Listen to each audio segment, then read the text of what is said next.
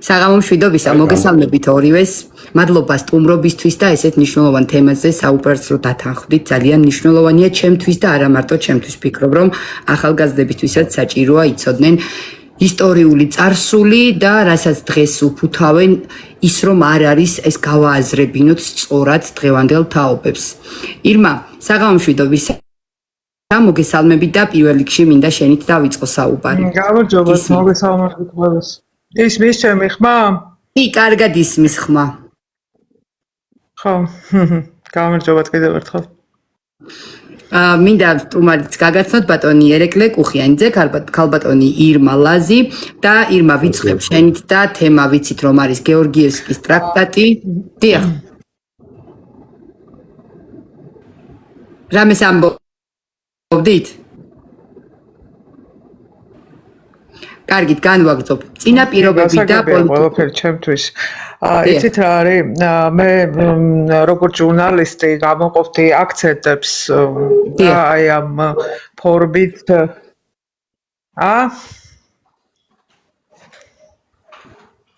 ირმა, ისმის ისაუბრე. კი, კარგად ისმის შენი ხმა, ისაუბრე. გესმის? დიახ, ისმის, თუ მხედავ ისმის, კარგად ისმის. ანუ თუ ისმის ჩემი ხმა. ესე იგი მე როგორც ჟურნალისტი, ჩემი პროფესიიდან გამომდინარე, გამოვყოფ. გამოვყოფდი რაღაც დავშვავდი ესე ვთქვათ აქცენტებს და ამ ფორმით გაგიზიარებთ ჩემს რა ვიცი შეხედულებას ან მოსაზრებას ამ თემასთან დაკავშირებით. ეხლა სტრიმი თქვენი დასათაურებულია როგორც პოლიტიკური ხაფანგი, რომელიც მსმენელს ძალაუნებურად უბიძგებს იმ აზრისკენ, რომ პოლიტიკური ხაფანგის დამდგმელი ფიგურა არის მეფის რუსეთი.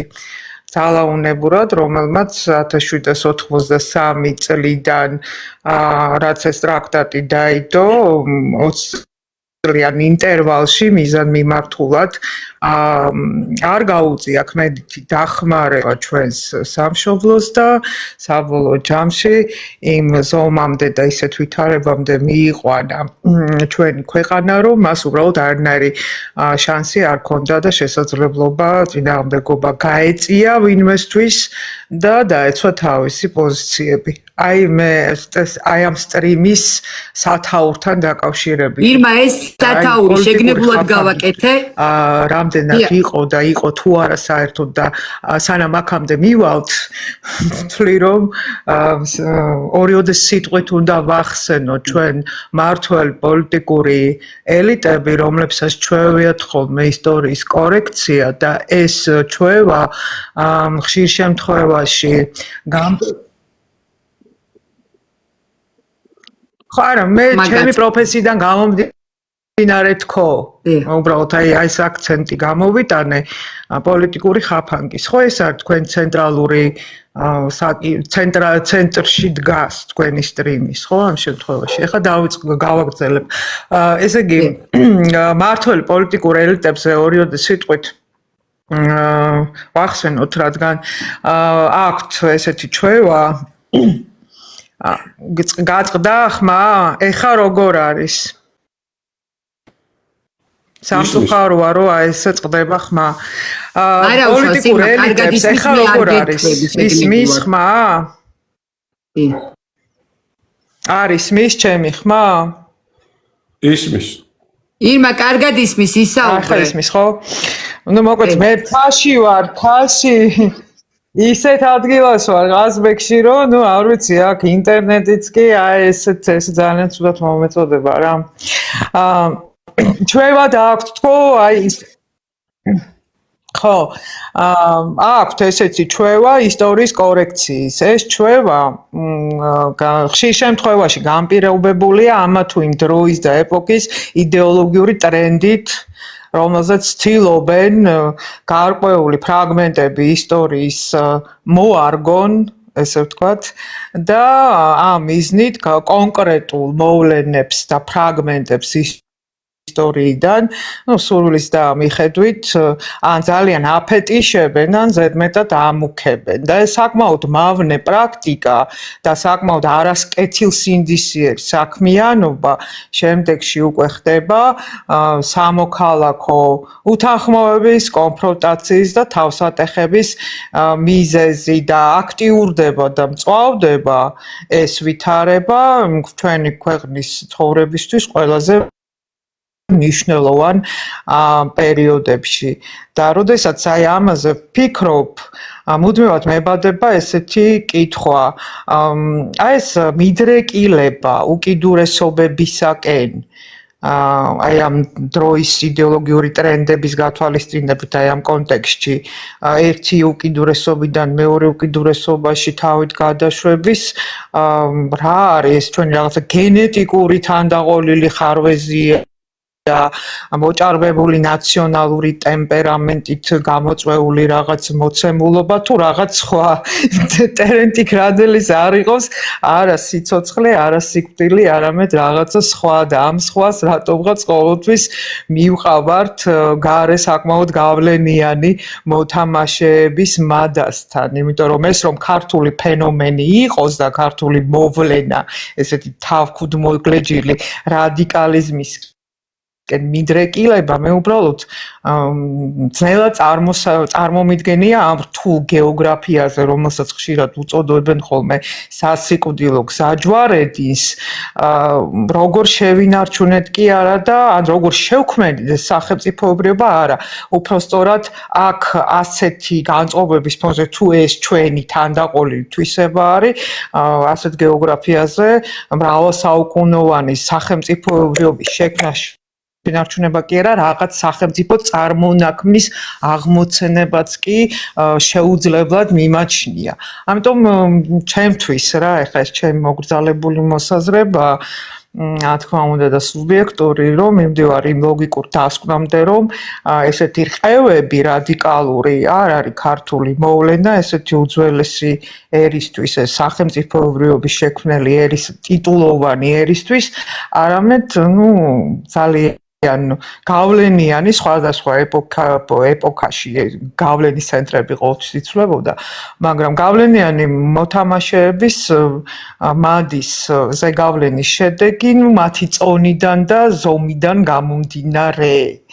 ეხლა რაც შეეხება მაინც ერთი ორი სიტყვით მინდა ვახსენო ჩვენი შიდა და გარე შინაური და გარეული ესე ვთქვათ მომთაბარეები, რომელზეც შეგვიძლია ვთქვათ უკვე თამამად რეტროგრადები, რომლებიც ესე ვთქვათ, ერთის მხრივ ეტრფიან ევროკავშირს და მეორე მხრივ ახერხებენ ხმალამოღებულ ბრძოლას კორუფციის წინააღმდეგ.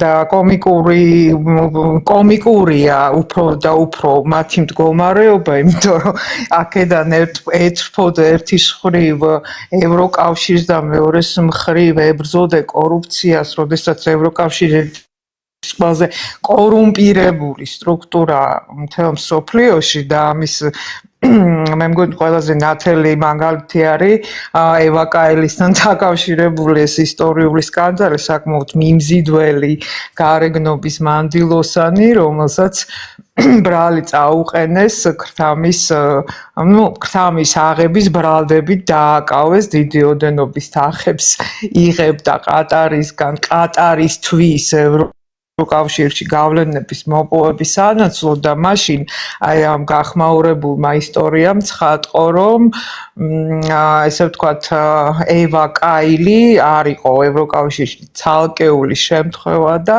კორუფციულ გარიგებებს იქ სისტემური ხასიათი აქვს, აღარაფერი რო ვთქვათ ჩვენ ფაქიზი და ადამიანების უფლებებზე მუდამ ხელვარე და მჭმუნვარე ურსულა ფონ დერ ლაიენზე და მის გატაცებაზე ფარმაცევტული კომპანიების პროდუქციის მიმართ, ხო? ანუ რისი თქმა მინდა ამ შემთხვევაში პარალელის აი ამ აქტორების, რომ კორუფცია საერთოდ ამ დასავლურ სამყაროში აყვანილია ხელოვნების, რა ვიცი, მწვერვალზე და ამ სამყაროში ამ ძალიან ხელმრუდე, ესე ვთქვათ, საქმიანობას დაარქვევს ლობიზმი. და ესე ვთქვათ, ასე მოახდინეს მისი ლეგალიზაცია და ამექრთამეობას რა და როგორც ირკვევა სამკმაოდ მსუყე და ძალიან ერთ-ერთი ძირითადი შემოსავალი ამ სტრუქტურაში დასაქმებულების სწორედ ეს მიმართულება არის. ამიტომ როდესაც ჩვენ ქვეყანაზეა საუბარი რომელსაც დამოუკიდებლობის მეტი ხარისხი აქვს და დამოუკიდებლობის ნაკლები ხარისხი, აი ეს მადა რა თქმა უნდა იწვევს და არის გამაღიზიანებელი ფაქტორი აი ამ რადიკალური გამოვლინებების ძალიან მნიშვნელოვან ქვეყნისთვის ისტორიულ ეტაპებზე. ეხლა რა შეეხება როგორი ურთიერთგამომრიცხავია ჩვენ მომთაბარე რეტროგრადების ეს ევროკავშირი და კორუფციასთან ბრძოლა, ასეთივე პარადოქსული მანერით ესე ვთქვათ აზროვნების უდგებიან ისინი გეორგიევსკის ტრაქტატსაც, ხო, აი ამ მოვლენას. დავით ახლა ორი ტრიგერია, ესეთი არის ტოტალებენი და მეორე, ესე იგი 60 წლიან ინტერვალში ქართული სახელმწიფოებრიობის გაუქმება, ქართლის სამეფოს გაუქმება. ეს სხვათა შორის ზუსტად იმ მომენტში 1800 წელს, როგორც ვიცით, ტახტი ცარიელი იყო, ხო? გიორგი მე-12 გარდაიცვალა ცოტა ხნით ადრე, ეს სხვათა შორის გიორგი მე-12-ს ზაქი ჭამია შეარქვა ჩვენმა ხალხმა და როდესაც მასზე ჩამოვარდება ხოლმე საუბარი, ყოველთვის მახსენდება ჩვენი დიდებული კლასიკოსის სიტყვები არაერთი მეფე ყოლიაო საქართველოს ისტორიას, რომელთა გამო ერთ წვეთ მელანსაც არ დავხარჯავდიო და სამწუხაროდ გიორგი მე-12 ასეთად შემორჩა საქართველოს ისტორიულ მეხსიერებას. თუმცა ამაზე უფრო ვრცლად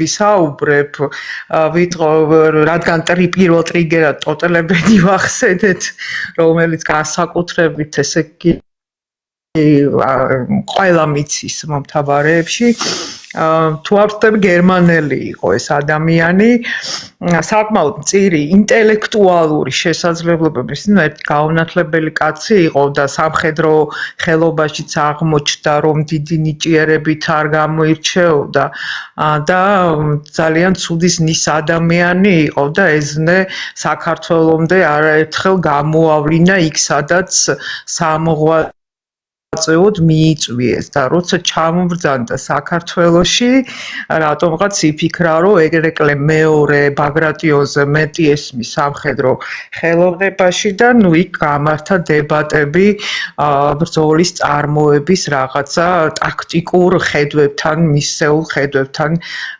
დაკავშირებით და გამომდინარე იქიდან რომ ერეკლე მეორებს არ სურდა კონფრონტაცია დაუთმო მას და როგორც აღმოჩნდა და მისი ტაქტიკა იყო სულად აბსურდული, რამოდენიმე საათშიც კი გამოვლინდა აწყურის ციხესიმაგრის აღების მისი ესე ვთქვათ საკმაოდ არასახარბიელო გადაწყვეტილება და იმის ნაცვლად საკუთარ თავს განაწყენებოდა, გაუნაწყენდა რატომღაც ერეკლე მეფეს და დაიხია უკან და ამოვლენიდან მე მგონი 3 წლის თავზე რუსეთში ჯერ მე მგონი სიკვდილით დასჯა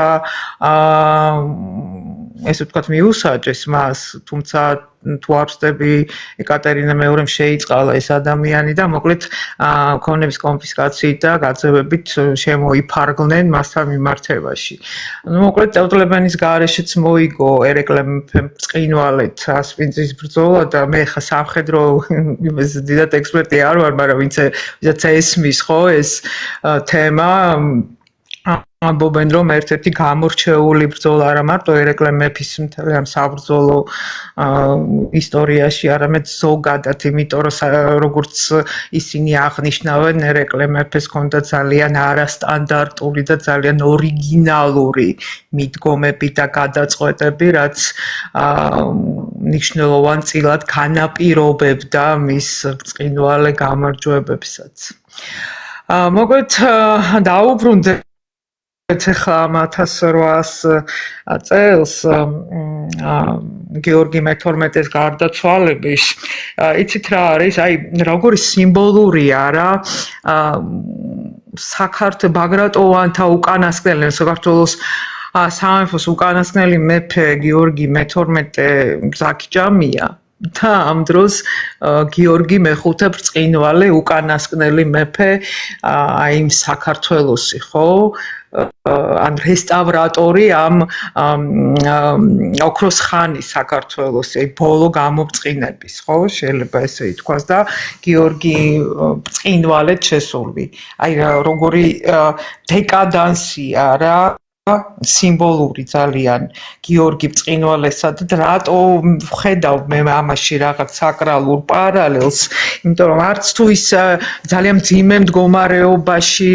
ჩაიბარა ხო გიორგი ბრწყინვალემ საქართველოს არანაკლებ მძიმე მდგომარეობაში იყო ის ვიდრე 1800 წელს ხო მე ხარ ვიცი თქვენი რესპონდენტი არის რა თქმა უნდა ბევრად უფრო კვალიფიცირებული ამ საკითხში, მაგრამ რთული მდგომარეობა ჰქონდა საქართველოს გიორგი ბრწყინვალე ავიდა ტახტზე და ეს ზებუნებრივი მისი რაღაც დიპლომატიური ნიჭიდან გამომდინარე, ეს სხვადასხვა ქართლის ცხოვრება როგორ გენიალურად ახასიათებს გიორგი ბრწყინვალეს, რომ მასში გაერთიანებული იყო ესეთი სინთეზი ბაგრატოვანთა სიბრძნის და ჯაღელების დაუდეგარი სისხლის რა, რომელმაც შექმნა გიორგი ბრწყინვალეს ფენომენი და მან მონღოლები, რომლებმაც მამა მოუკლეს ესეთი საზარელი ფორმით და თავი მოკვეთეს მას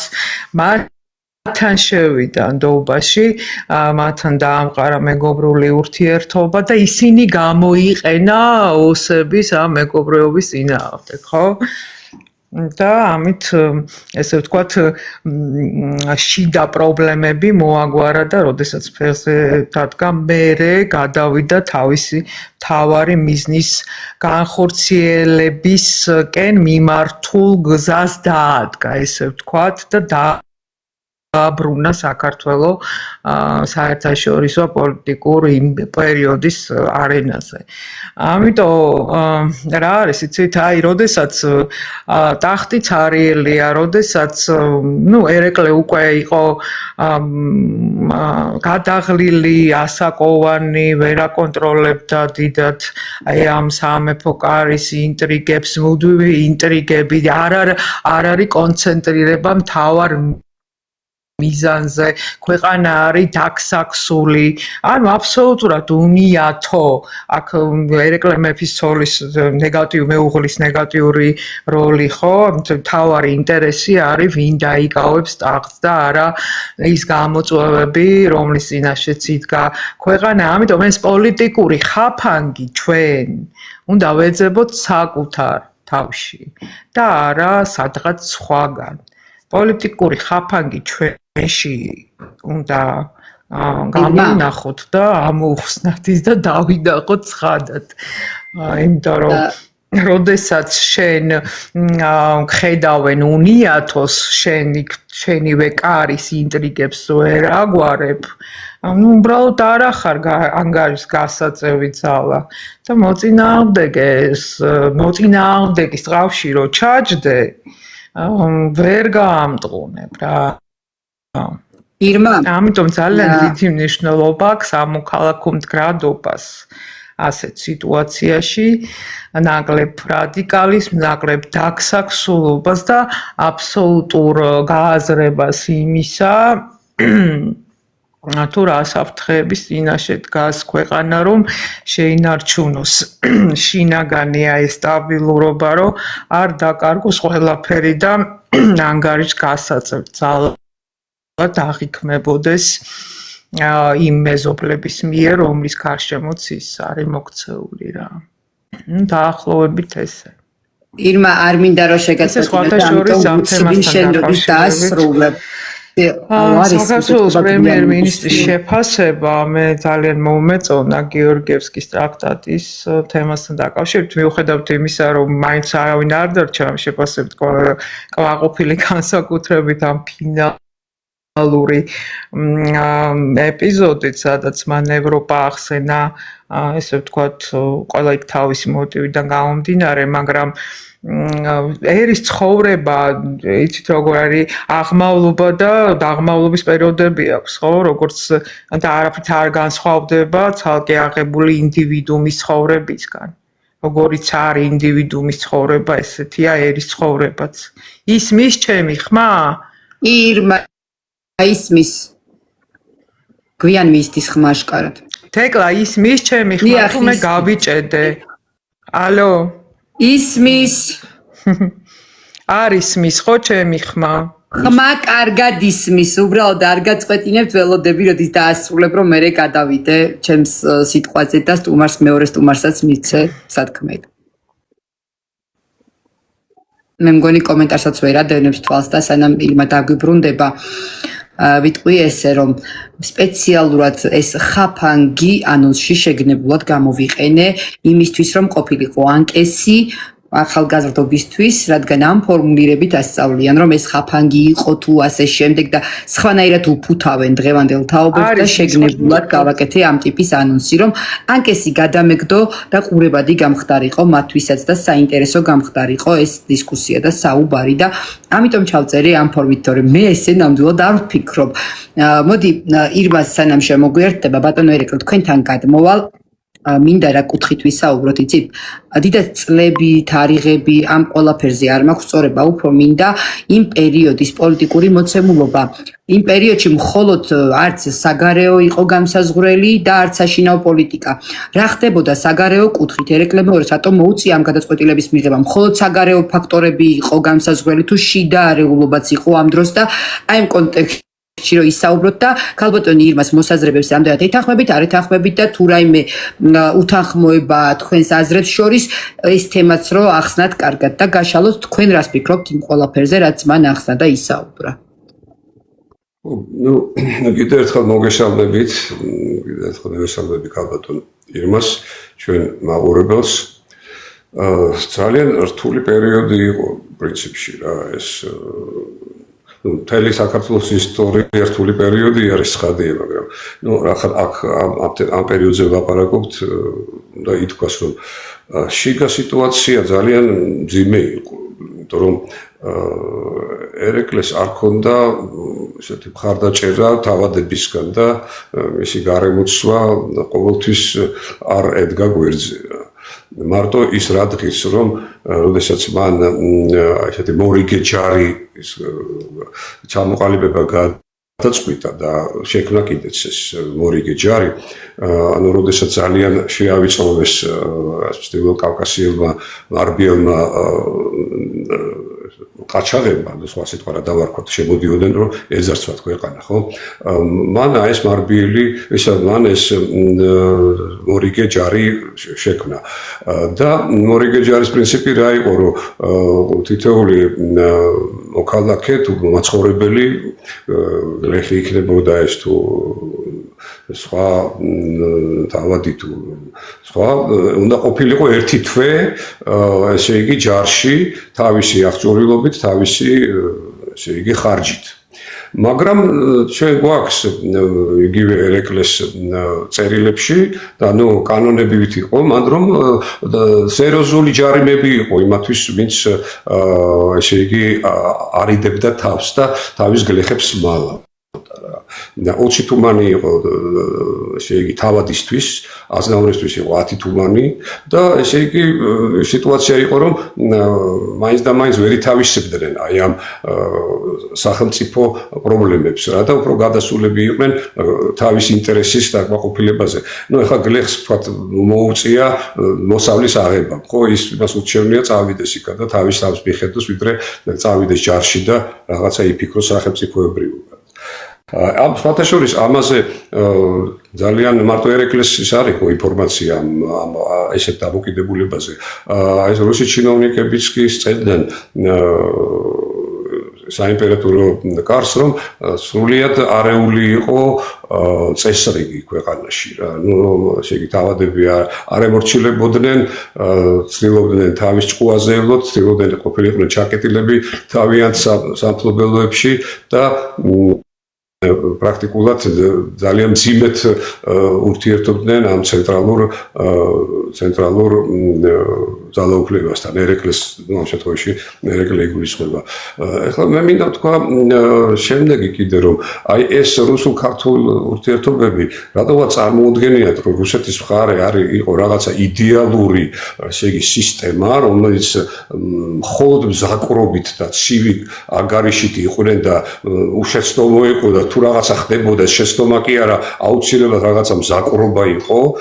ალბათ ეგრე არ არის და ჩვენ ცოტა ადამიანურად უნდა შევხედოთ იგივე მეორე მხარესაც, ხო? ამას ისინი გეორგიევსკის ტრაქტატი რო დაიდო, ეს ტრაქტატი ორმხრივი იყო. ანუ ქართულ მხარესაც ჰქონდა. ბატონო ერეკლე, ეს დიპლომატიური იზოლაციიდან გამომდინარე მოუწია მეფე ერეკლეს ამ გადაწყვეტილების მიღება თუ იყო მაგ დროს სხვა შესაძლებლობაც, ესეც მინდა რო ახსნათ რა. სხვა შესაძლებლობაზე რა მოგეხსენოთ, ეხლა ერეკლე არ იყო პირველი მეფე, რომელიც რუსეთისკენ იწევდა და ცდილობდა რომ რუსებისგან დახმარება მიიღო. დაახლოებით 20-მდე შემთხვევა არის მეფეების თუ თავადების, რომლებიც ურთიერთობაში შედიოდნენ რუსეთის მეფეებთან და ცდილობდნენ რომ მაგათგან რაღაცა დახმარება ქონოდათ. იმიტომ რომ ეხლა გარემოცვა ხო ვიცით როგორი იყო გარემოცვა ხო? ესე იგი სპარსეთის შაჰი ერთის მხრიდან, ოსმალეთის ხონდკარი მეორეს მხრიდან, რომლებიც ესე იგი წეწავდნენ და გლეჯავდნენ ამ ქვეყანას და კიდე ჩრდილოეთის მხრიდან ეს განუწყვეტელი მარბიელი ლაშქრობები, ვთქვათ, იგივე ლეკების და დანარჩენი მთიელების, ხო? ეს იყო გაუთავებლად, არ ჩერდებოდა ეს ფაქტიურად რა, გაუთავებლად და გარდა ამ წვრილი ეს შემოტევებისა, იგივე დაღესტნიდან იგივე ლეკები ძალიან დიდი რამდენიმე ლაშქრობა მოაწყვეს, 20,000-იან ჯარამდე დაახლოებით შემოდიოდნენ და ერეკლეს სასწაული მართლა უნარები და გენიალური მხედართმთავარი რომ არ ყოფილიყო მისისა, ძალიან უნდა წავიდოდა ჩვენი საქმე რა. მაგრამ აი გამოიფიტა უბრალოდ რა, აი ამ ბრძოლებში მე ხანში შევიდა უკვე ხო პატარა ბიჭი ხო არ იყო იგივე 93 წელს უკვე არ იყო პატარა უკვე მართლობაში ხა ჩვენ ვიცით რომ ერეკლე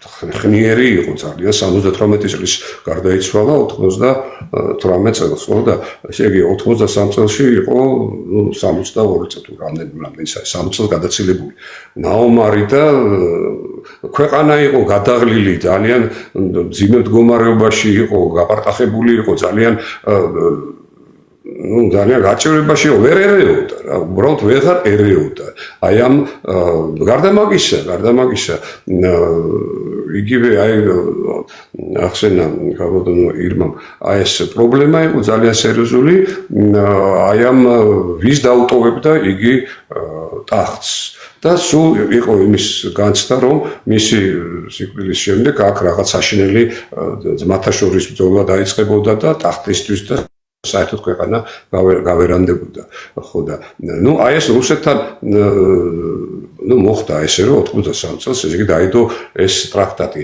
რა თქმა უნდა ეს ტრაქტატი არ იყო სულთლად გამართული იმ თვალსაზრისით რომ გინდას იგივე აი ეს საჯარისო ფორმირება რომელზედაც შეთანხმდნენ რომელიც უნდა ყოფილიყო ხო ეს ორი ბატალიონი დაახლოებით რამდენი 1800 კაცად ქვეითი ჯარი და 4 ზარბაზანი ნუ ეს სრულიად არ იყო საკმარისი იმ მარბიელი მხედრებისთვის და ცხენოსანი მეომრებისთვის რომელიც შემოდიოდნენ ესე იგი დაღესტნიდან და ამ ჩრდილოეთ კავკასიიდან.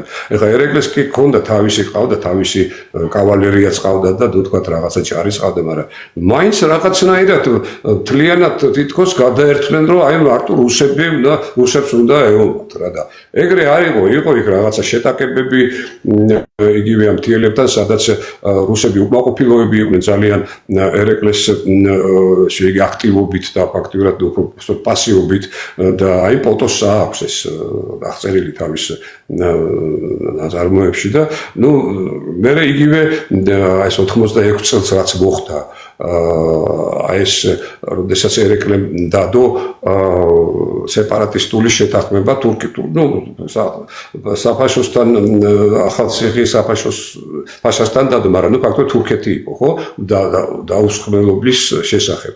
ხო და რუსეთი შედიოდა მან ომი უნდა დაწყებულიყო რუსეთ-თურქეთის მაგისკენ მიდიოდა საქმე და აი ამ ფონზე ერეკლემ რაღაცა შიში ქონდა რომ ესე იგი ქვეყანა დაუცველი დარჩებოდა შიში იყო გასაგები იყო ერთის მხრივ იმიტომ რომ ანალოგიურად 95 წელში მოხდა დიდი ლაშქრობა ომარ ხანის რომელიც 20,000 მხედრით შემოვიდა საქართველოში ეს უზარმაზარი ლაშქარი იყო და აი ეს ქვეითი ჯარი 1800 კაციანი ჯარი და ერეკლეს სირერიცხოვანი შედარებით კავალერია და მისისა ვერ ეწეოდნენ უბრალოდ ისინი შემოდიოდნენ ანადგურებდნენ გადადიოდნენ სხვაგან ესენი ვერაფერს ვერ აკეთებდნენ ფაქტობრივად რა ბატონო ერეკლე რა მინდა კითხოთ ხელშეკრულების შინაარსი სხვა იყო რეალურად და მოლოდინის სხვა იყო ამის თქმა გნებავთ უფრო რომ დავაზუსტოთ ისიც რა ხელშეკრულება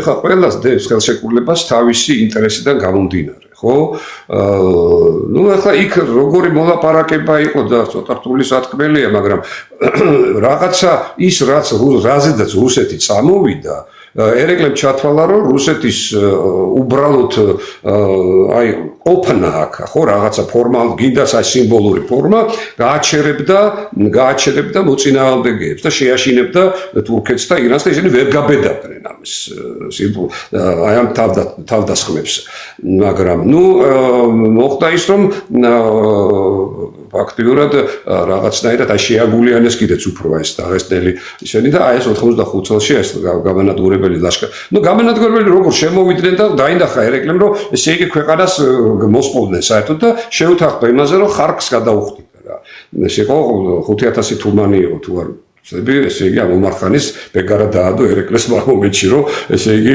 გაჩერებული იყო და წასული ხო რაღაცა ესეთი იყო ესე იგი მოდი ესე ვთქვათ რა რუსეთს რა თქმა უნდა ახლა ეკატერინეს უნდოდა აქეთკენ წამოსვლა და გაეფართოვებინა თავისი იმპერიის საზღვრები ხო ეხლა ვერც არც ერთი ნორმალური მეფე თუ იმპერატორი არ იქნება თანახმა იმაზე რომ მისი დახმარება ასე ვთქვათ იყოს აბსოლუტურად ურეზულტატო ხო და თავისი ჯარები დაკარგოს სადღაც მეორე ქვეყნის თვითონაც იმათაც ეგონათ რუსებს რა სადღაც რა რომ აი რაღაცას იქ ვერ გაბედავდნენ და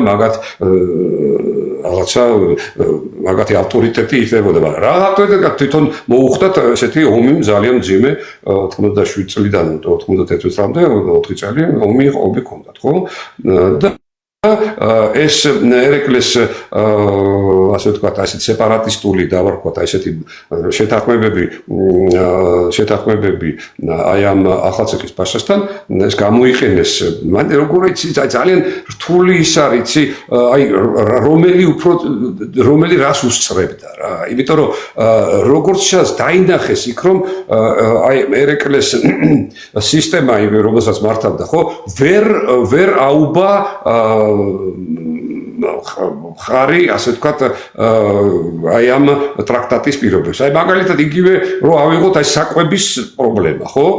ერეკლე ვალდებული იყო მოემარაგებინა ესე იგი რუსული ჯარი საკვებით. ესე მომარაგება ხდებოდა როგორ უფასო არ იყო ცხადია, უყიდულობდნენ ისინი. იდულობდნენ ისინი აი ამ საკვებს, ხო? ეს სხვა რაღაცა იყო, ხო? მათი ასე ვთქვათ მენიუ შედიოდა, მაგრამ მოხდა ისე რომ ვერ ახერხებდნენ, რა იქ ისე გაუჭირდათ ამ გლეხობას, რომ ვერ ახერხებდნენ აი ამის ესე იგი რა ქვია შეკრებას, აი ამ მე რაღაცა თანხაზე იყო შეთანხმება, რომ ამდენილა გადაეხადათ. იმათ ეს ერჩივნათ, რომ საბაზრო უფრო ძვირად გაეყიდათ სადღაც ამასაც ბალავდნენ და ნუ მოკეთ აი ესეთი რაღაცეები ხდებოდა რა. აბსოლუტურად ისეთი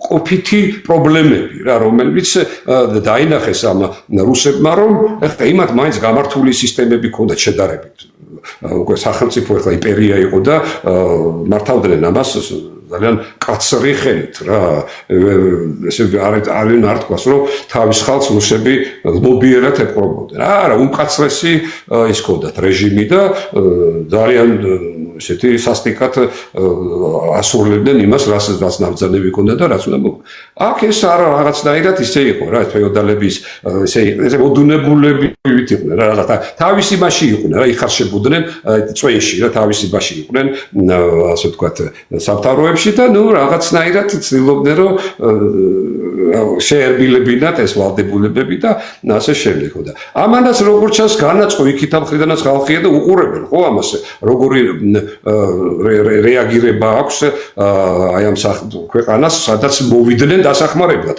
თვითონ მაინც და მაინც არ ირჯებიან გამიგე და ამათ სწხოვდნენ მაქსიმუმს ხო და აი ხრი მოხდა რომ 86 წელს აი ამ იმის მერე ცხადია მერე ერეკლე ვეღარ დაეხმარებოდა ხო რუსეთს ისი დამხმარე იყო თურქეთთან ომში რუსეთთან ხო სიტყვაზე და ესეც გამოიყენეს რუსებმა ეხლა მე იმის თქმა კი არ მინდა რომ რუსები ესე იგი თეთრები და ბუმბულებიანი არა რა თქმა უნდა ყველაფერს თავისავე სასარგებლოდ ატრიალებდნენ იმას ხო ოღონდ ცდილობდნენ რომ ეს ყველაფერი შეეფუთათ რა და მეცნიერება კიდეც რა იმაზე რომ ესე იგი ერეკლეს შესთავაზეს უკვე ჯარი უნდა გაეყვანათ უკვე ბრძანება იყო ესე იგი წამოსული იმიდან პეტერბურგიდან რომ გამოიყვანეთ ჯარი ზემოთ უნდა გადაეყვანათ უკან მიგრო დაეცვათ ის ფლანგი გამიგე ხო და ამან კიდე მაინც უთხრა რუსეთს რომ რასაპირებთ თქვენ აი ესე არაპირებთო ჩაებათო ბრძოლაშიო თურქეთთან ომშიო და ამ დროს ერეკლეს ჟესტი ხელშეკრულება ქონდა დადებული უკვე რომ თავდასხმა არ მოხდებოდა და ისეთი სამშვიდობო ფაშასთან და კარაბაგისა რისი ჩაბრმელი იყო კაცო ეს რუსების იმედი ქონდა და თვითონ იმ მომენტში არანაირი საშუალება არ ქონდა ძალიან იყო დასუსტებული ხო და ამის მერე ესე იგი უკვე ამ ომის მერე მართალია ფაქტიურად გამოვიდა რომ რუსები და განაცხადებულები წავიდნენ ეს ტრაქტატი თქოს დაირღვასავით წაიყვანეს ჯარი ნუ რაღაც მაგის მანიშნებელი იყო თუმცა შემდეგ 93 წელს უკვე იგივე ეკატერინემ გამოაცხადა რომ ნუ ტრაქტატიო ესე იგი ძალაშიაო და ნუ დავაბრუნებთო ჯარს მაგრამ არ დაადგა ამას ესე იგი ვეღარ მოხერხდა და ვეღარ მოხერხდა. ეხლა ამას რა თქმა უნდა აქვს არ არის ეგრე რომ აი რუსებმა სპეციალურად გაწელეს და ერეკლე უნდა ესე დამარცხებულიყო და მე ადვილად დაეყროთ საქართველოს და რაღაცა მე არ ამგონია რომ ეგრე არის. იმიტომ რომ იქ სიტუაცია როგორი იყო ეხლა იგივე აი ამ სპარსეთში ხო სპარსეთი იყო ნუ ძალიან დარეული სიტუაცია იყო იქა და საშინელი ესე ვეღარ დაალაგდა რა და მე ბოლოს აღამახოთ ხანმა ასე ვთქვათ იმძლავრა და აიღო ხელში და ვთქვათ გახდა ირანის შახი.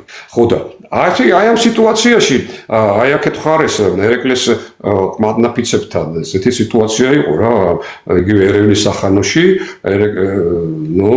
ერევნის სახანო უდესაც დაინახა იგი სპარსეთთან ეს იგი სიტუაცია იყო ნუ ისევ ერეკლეს იმას ასე ვთქვათ გადმოვიდა ერეკლეს ხარეს მე როდესაც რეალური ეგეთი სიტუაცია დადგა დაინახა რომ იქ მძლავრდებოდა ისეთი სიტუაცია იყო უარი უთხრა ერეკლე იძულებული იყო ელაშქრა იმაში ერევნის სახანოში ილაშქრა იქა და ამა რა თქმა უნდა ასე ვთქვათ გაამწყარა საბოლოოდ ეს აღამახმად ხანი ამაზე საერთოდ გაგიჟდა რა. ხო და რა მოხდა მაგრამ 95 წელში არ იყო თითქოს ისეთი პოტენცია არ ქონდა აღამახმად ხანს რომ საქართველოზე ელაშქრა. თუმცა 70,000 კაცი ყავდა ჯარში ესე იგი ძალიან ისეთი ჯარი იყო მანდაც რა უდიდესი ნაწილი იყო რაღაცა მომთაბარე ტომები და დიდი მებრძოლები დიდი არ იყვნენ მაგრამ სერიოზული ის ქონდა ნაწილები რომლებიც ევროპიდან იყო გაწვდილი და შეიარაღებაც ქონდა და ყველაფერი წამოვიდა შუშის ესე იგი ალყა დაარტყა იქა და იქ ასე ვთქვათ სერიოზული ბრძოლები წარიმართა იქიდან ნაწილი გაგზავნა აი ამ ერევნის სახანოში და გაგაყო ეს ჯარი ხო და მოკლედ ეს არის სულელი ხო აღარ მახმარხარი საკმაოდ ესეთი ვერაგი და ჭკვიანი კაცი იყო და ესე გაავრცელა ყველანაირად ხა ერეკლეს თავისი ჯაშუშები ყავდა ხო რუსებს თავისი ჯაშუშები ყავდა ხა ყველა მანდ მიდიოდა ეს ერთმანეთის მოტყუება და ერთმანეთის როგორმე თვალების ახურება და გაავრცელა ისა რომ აი ახლა მთელი მისი ამ ზაფხულში ესე იგი იქნება კონცენტრირებული აი შუშის იმაზე აი ერევნის სახანოზე და საქართველოზე ვეღაც აღარ ექნება ძალა წამოსვის რა ხო და საინტერესო რა არის რომ აი ეს შესაძ ივნისში როდესაც ეს დაიწყო ლაშქრობა ამ აღამახმარხარმა ერეკლეს მობილიზაცია ქონდა სერიოზული კაცო 20000-მდე ჯარის მეომარი ყავდა მობილიზებული ეს უზარმაზარი ჯარია 20000 კაცი ხო გესმით არა ამ 20000 კაცი რო ყოლოდა წანისის იმაზე ბუნდლას არ დატოვებდა ამ აღამახმარხარისაგან ხო მაგრამ აი რაღაცნაირად ისე მოხდა დაიჯერა იქიდან რუსებსაც ატყუებდა კარგად ეს აღამახმარხარი რუსებიც არ ვიცი ხა თავს იტყუებდნენ თუ რაღაცა ყოველ შემთხვევაში არ ეგონათ ნუ აი ესე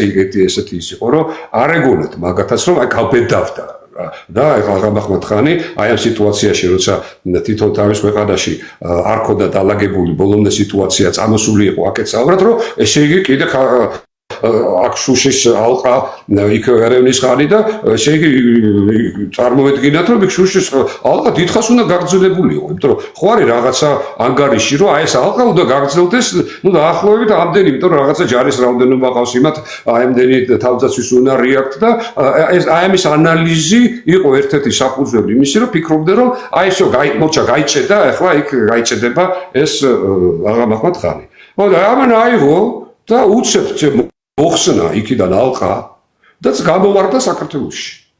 აი ეგეთი რაღაც გააკეთა რა ფაქტიურად რა. ამას არ ელოდა არავინ რეალურად რა. ეხლა რაც გინდა დაარქვი რომ აი მოიტყუეს თავი და რეალურად ეგრე იყო რა. რა რაც გიყובინა ეს სიტუაცია. გამოვარდა უცებ და ერეკლემ უკვე ვეღარ მოასწრო ესე იგი ჯარის შეგროვება. აქ არის ძალიან მნიშვნელოვანი რაღაცა კიდე რომ ერეკლეს ფაქტიურად უღალატეს გარშემოთ თავის შვილებმა, დანარჩენმა თავადებმა და ერთადერთი სოლომონი, ესე იგი 2000 კაცით წამოვიდა იმერეთიდან. 2000 კაცი წამოვიდა იმერეთიდან მოვიდა და მოასწრო და დანარჩენებმა რა ვერ მოასწრეს ამისთანა, რომ თავისი პირადი გვარდიები მაინც გამოეგზავნათ აქედან, ხო, თუ რაღაცას ვერ ასწრებდნენ თელი ჯარების შეგროვებას, ეს სამთავროები, ხო, თავისი შვილები და რაღაცები. მაგრამ სიტუაცია იყო მათ შემდეგი რომ ერეკლე ესე იგი ეს დიდი შეცდომა ერეკლესი და ნუ უბრალოდ ეს შეცდომაც ცოტა რთული საქმეა იმიტომ რომ ნუ უკვე ისეთი სიტუაცია იყო უკვე ძალიან ხანში იყო შესული ეს დარეჯანი იყო ნუ რაღაცა არ ვიცი რა აი აფთარივით იყო რა მასზე რომ ეს როგორმე თავის შვილებზე გადასულიყო ეს მეფობა და აიძულა კიდეც 92 წელს დაადებინა ხელშეკრულება ერეკლეს ფიცი დაადებინა რომ ესე იგი გიორგის შეაცვლებინა იგი ნუ სამემკვიდრეო წესის შეცვლა წესის შეაცვლებინა ხო ანუ გიორგიზე უნდა გადასულიყო და მე გიორგიჩოვილებრო გაგრძელებულიყო ხო გიორგიშვილს არა გიორგიზე რო გადავიდო და გიორგის შემდეგ უნდა უკვე ამის დარეჯანის შვილებზე გიორგის ნახევრად ძმებზე გადასულიყო გესმის შენა და დარეჯანი აი ამის მცდელობაში იყო და სულ ესე იგი უპირისპირდებოდა გარდა მაგისა იყო ესეთი სიტუაცია რომ შვილები წინააღმდეგი იყვნენ რუსეთის ასე ვთქვათ შემოყვანის და ფაქტიურად აი ესე უყურებდნენ რა აბა რა მოხდება და არანაირი რეაგირება არ მოახდინეს რა იქ რამოდენი სერიოზული ჯარები შეეძლოთ შემოეყვანა ამიტომ დაწერებე რა უხერხულია თქო რომ აი რუსებს ვაბრალებთ იმას და ჩვენ გქონდა პოტენცია გქონდა ერეკლეს რომ ეს ისა და ესე იგი აი ამ შინაური აი ესეთი ასლობის და დაპირისპირების გამო რეალურად ვერ მოახერხა იმიტომ რომ ისე ვიმეორებ კაცო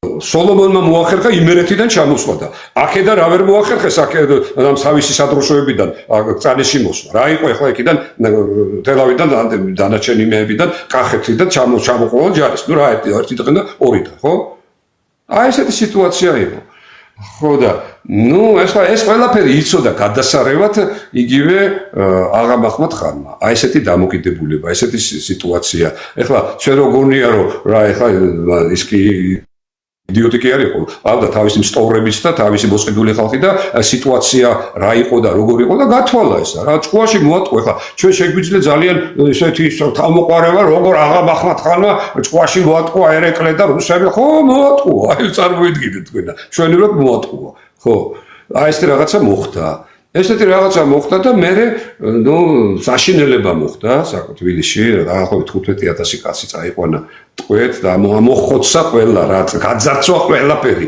ეკლესიებში საჯინიბოები მოაწყო იქა და მოკეთ რა ვიცი რა ეგარ და ნუ მე რაღაც მომენტში მოიხსნა და ესე იგი წამოვიდა გამოეცალა აქაურობაში რა და ნუ ესე იგი დიდი მუქარებით ერეკლეზე რომ აი თუ არ მოხვალ გონზე კიდე უარეს გაგიკეთებ და რაღაც ხელიამები იყო რა ხო და შემდეგ მე რა კიდე ისე იგი გამოეშურა აქეთკენ ხო ვიცით ჩვენ რა რომ ცოტა ხანში ისე წამოვიდა აქეთ მაგრამ ჩვენ ბედად ვაი რატო რა მოხდა მაშინ მაინც ესე იგი რუსები ვერ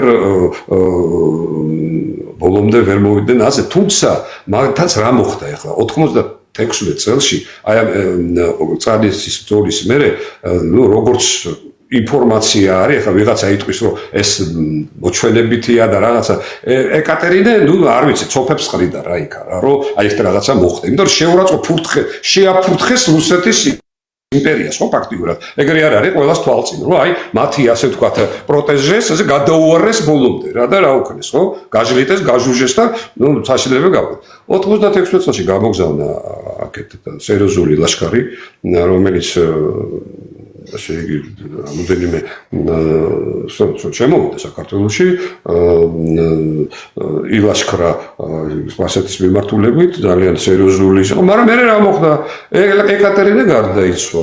ეკატერინე გარდაიცვალა და მისი შვილი დაჯდა ტახტზე პავლე რომელიც ყველაფერში ეკისრებოდა ამ ეკატერინეს და საერთოდ ეს ინტერესი აქეთ მხარის კავკასიის ასე ვთქვათ იმათთვის იმიერ კავკასიისთვის აქეთ მხარისთვის დაკარგა გამოიწვია ეს ჯარი და დარჩნენ ესენი მარტო საერთოდ ქართველები აი რაღაც საშინელ მდგომარეობაში რა ხო და ნუ მე წამოვიდა ეს ისე ეს აღა მაჰმად-ხანი და ნუ მე არ ვიცი რას დაატრე რეალებდა სისხლის კალო საშინელება მოხდებოდა მაგრამ მოხდა რა რომ იმდენად თვითონაც იყო რაღაცა უსასტიკესი პიროვნება რა ნუ ეს იყო ხო ცუდარი იყო ვიცით ჩვენ ხო რაღაც საშინელება გაუკეთეს მაგასაც ხო ბავშვობაში რომ ნუ ის იყო ევნუხ როგორ არის ქართულად ხო და ესე იგი ისე მოხდა თავისიანმა მისმა მხლებლებმა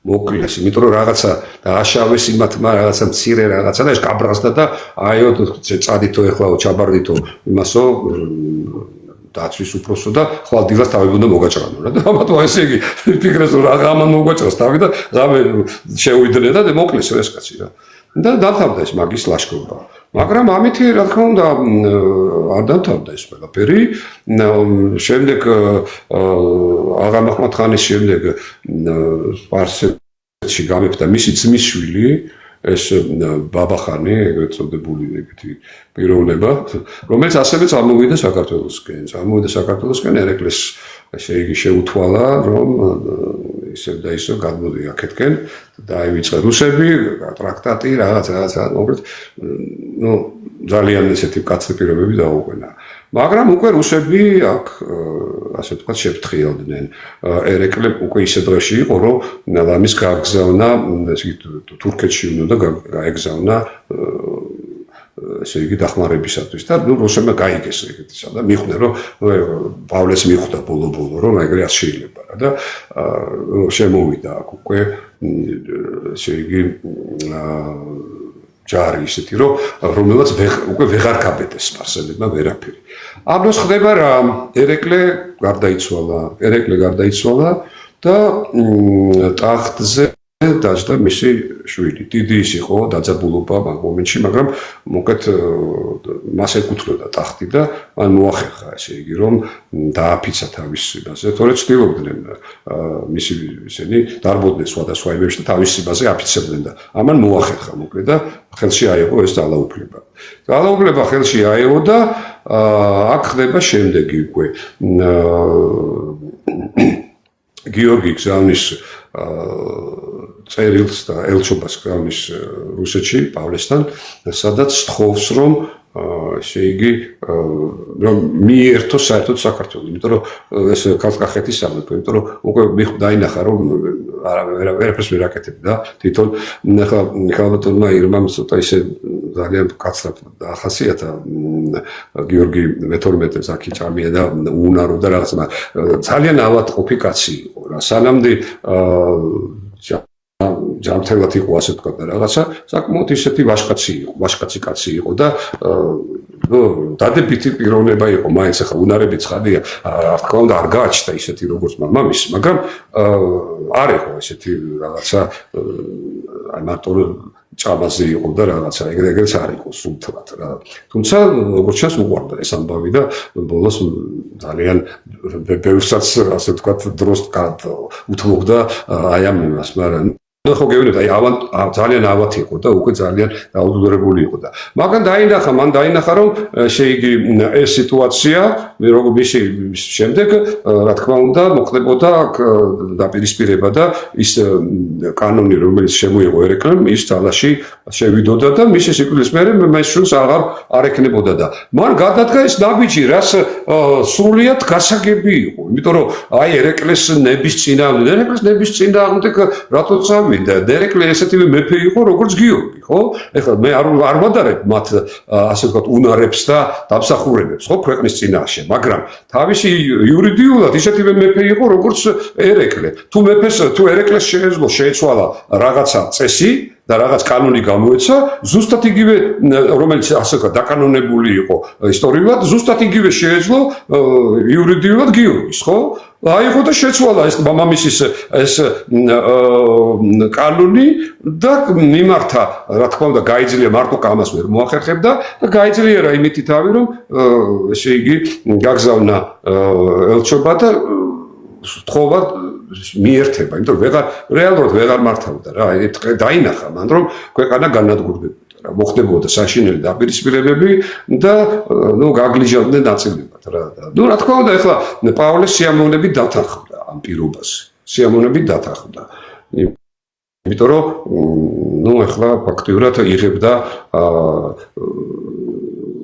ქვეყანას ასე ვთქვათ მორჩილებაში თვითონ პირობა იყო დადებული რომ უნდა ემართა გიორგის შთამომავლებს ანუ ეს უნდა ყოფილიყო იმპერიის ნაწილი მაგრამ უნდა ემართა გიორგის შთამომავლებს ანუ შენარჩუნებულიყო ბაგრატოვანთა ტახტი ხო დიახ ზუსტად აი რუსეთის ხშირად ცვავენ ამ კითხვას ირმა გეხვეწები როგორც კი ინტერნეტის ხარისხი მოიმატებს შენთან ჩაერთე დისკუსიაში მე შეგნებოდ არ მოგმართავ ხოლმე გაჭედილი არ იყოს მაგ დროს და ამიტომ თორემ რომ იცოდე თავისუფლად შეგიძლია გადახვიდე და ისაუბროთ რამოდენიმეჯერ წადე და არის მოდა ჩემი ხმა ეთყობა ხმა ქონდა შენ გამორთული ხო ის არა ხმა გაგითიშე იქიდან გამომდინარე რომ ინტერნეტის ხარისხი რომ გაიჭედებოდა შიშინი არ შემოსულიყო ორი სიტყვა მინდა ვთქვა რით ვერ გაიაზრა ამ ხალხმა და რით ვერ ისწავლა ჩემი ლაივის სპეციფიკა თუ ვერ ისწავლეთ წერ კომენტარებში არ მინდა ვინმე დავბლოკო არ მინდა ვინმეს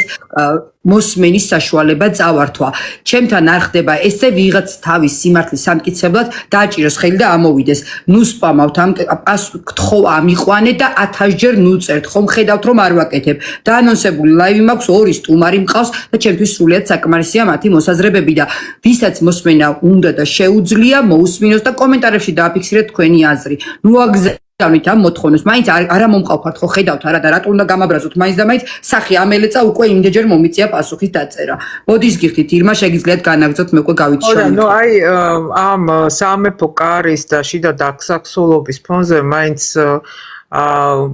ეს პოლიტიკური ხაფანგი ჩვენს შიდა დაქსაქსულობაში და ერთიანობის და კონსოლიდაციის უნარობაში უნდა ვეძებოთ მაინც რაც ნუ ხელსაყრელია ყოველთვის იმ მოთამაშეების ხელში რომლებსაც აქვთ ამ გეოგრაფიის მიმართ განსაკუთრებული ინტერესი და ამიტომ არის ეს თემა მეტისმეტ აქტუალურობას იძენს ჩვენს რეალობაში თუმცა რა თქმა უნდა საქართველოს შედარება ხა დღევანდელი საქართველოს შედარება იმ საქართველოსთან ეს საერთოდ არ ასახავს არანაირ ობიექტურ რეალობას იცით რა რა მინდა ვთქვა, ეხლა ჩვენ დღეს ჩვენთვის აი ამ ტექნოლოგიური განვითარების პირობებში მთელი დედამიწა ხელის გულზე გვეტება, მაგრამ მაშინ ხო ესე არ იყო. მაშინ ტექნოლოგიები ყველაფერი შეზღუდული იყო და ეკატერინე მეორემ რომელმაც გამოაცხადა, ანუ მაგათი დეკლარირება იმისა, რომ ის განთავისუფლებს ქრისტიან ხალხებს და ერებს ოსმალთა ბატონობისგან და მოდიოდა როგორც ეს იგი ტრანსლირებდა ის ამ შემთხვევაში როგორც მართლმაინდებელ ცენტრს თავის სამეფოს საბოლოოდ მთავარი მიზნით მართლმაინდებელთა ჰეგემონიის დაბრუნებისა ბოსფორზე. მთელი მისი ყურადღება მაინც კონცენტრირებული იყო ბალკანეთის მიმართულებით. ეს იყო მისი მთავარი პრიორიტეტი. ხო და იმ მოცემულობაში რამდენად შესაძლებელი იყო აღმოსავლეთ ევროპის მიმართულებასა და სამხრეთ კავკასიის მიმართულებაზე ძალთა ისეთი გადასროლა, რომ ყველგან ეფექტური ყოფილიყო ამ გადასროლის შედეგი, ხო? ანუ ეს ფაქტორი მე ვთვლი, რომ ასევე ასრულებდა თავის როლს ამ შემთხვევაში იმ პასიურობაშიც ხანდახან, რომელსაც იჩენდა რუსეთი. არა? მე მგონი რომ კი და უბრალოდ რა არის იცით აი მთელი მთავარი დილემა რას უნდა გაეცეს პასუხი იყო ეს პოლიტიკური ხაფანგი ჩვენში იყო იმ წუთას თუ დაგვიგეს ეს ხაფანგი აი რომელი უფრო გადასწონდის ხო ამ შემთხვევაში ეს არის სიღრმისეული ძალიან საკითხი რომელსაც თუ ჩვენ გავცემთ პასუხს ამ დილემასაც ამოხსნით.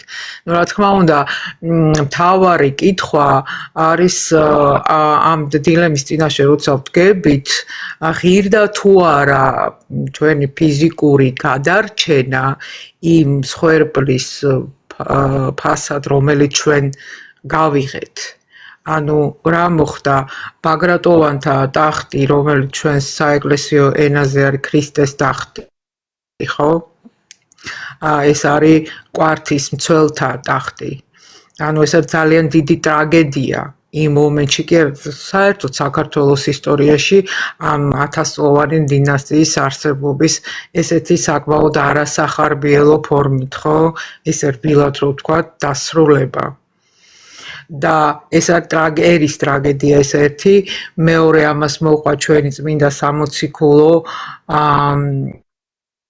კათოლიკე ავტოკეფალური მართლმაინდებელი ეკლესიის გაუქმება და მისი დაყოფა ქუთაისის და თბილისის ეპარქიებად, მოყვა ვანდალიზმის აქტები, მოყვა ძალიან დიდი მემკვიდრეობა, განადგურდა ეს ფრესკები უნიკალური, ეს სხვათა შორის წმინდა ნინოს ჯვარიც მაშინ დაზიანდა, მაგრამ ღვთისწყალობით ის დაუბრუნდა თავის წიაღს და დღეს ბრძანდება დაბრძანებული ბულია სიონის საკათედრო ტაძარში.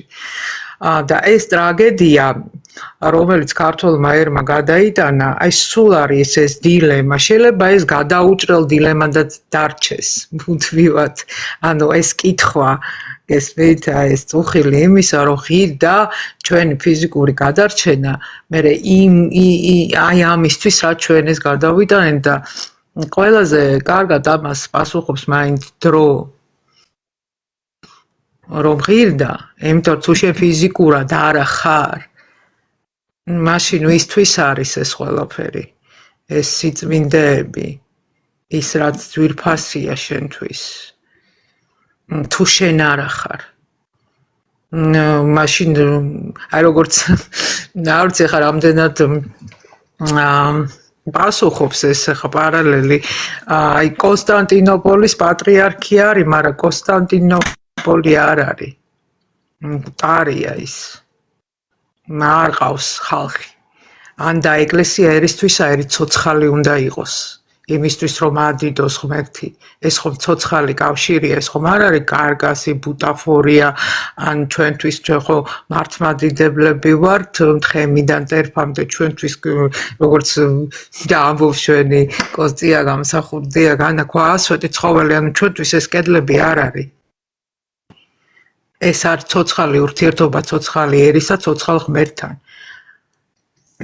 და თუ და ჩვენ ამ სხვებლის ფასად გადავიტანეთ და ეს სხვებლის ჩვენს აი ამ სოფხედველობაში ჩვენს აღქმაში სამყაროს მიმართ ჩვენ დავიმსახურებთ იმიტომ ჩვენ არ გამოვიჩინეთ ერთიანობა ძალიან ბევრი გამყიდველი ყავდა საქართველოს ყოველთვის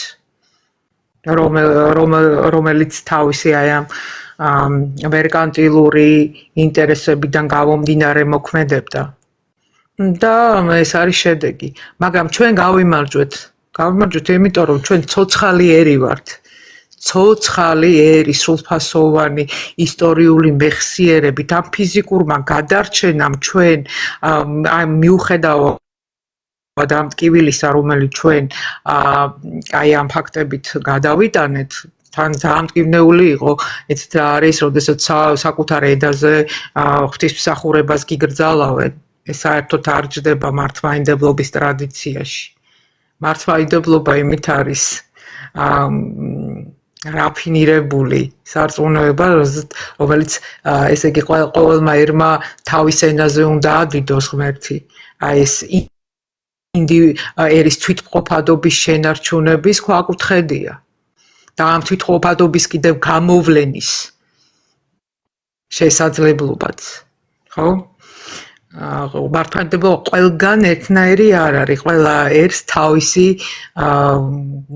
თავისი მანერა აქვს თითქოს ხო აი გამოვლენის მხრივ თავისი ტალანტების ნიჭების და ასე შემდეგ ამიტომ თუ ერი არ არსებობს და ფიზიკურად არ ახარ მაშინ რისთვის არის ეს ყველაფერი და შესაბამისად მე ვთვლი რომ ჩვენი ფიზიკური გადარჩენა მოგცა ჩვენს შანსი ჩვენი ისტორიული ცხოვრების გაგრძელების ჩვენი არსებობის გაგრძელების და იმისა რომ დღეს ჩვენ გვაქვს ძალა და უნარი იმისა და შესაძლებლობა დავიცვათ ჩვენი იდენტობა დავიცვათ ის რომ შეადგენს საძირკველს ჩვენი სახელმწიფოებრიობის ჩვენი თვითმყოფადობის და საბოლოო ჯამში ყველაფერი პასუხი მე მგონი უნდა ვეძებოთ შედეგში ჩვენ ცოცხალი ერი ვართ და განვაგრძობთ წინააღმდეგობას ჩვენი ისტორიული არსებობისთვის.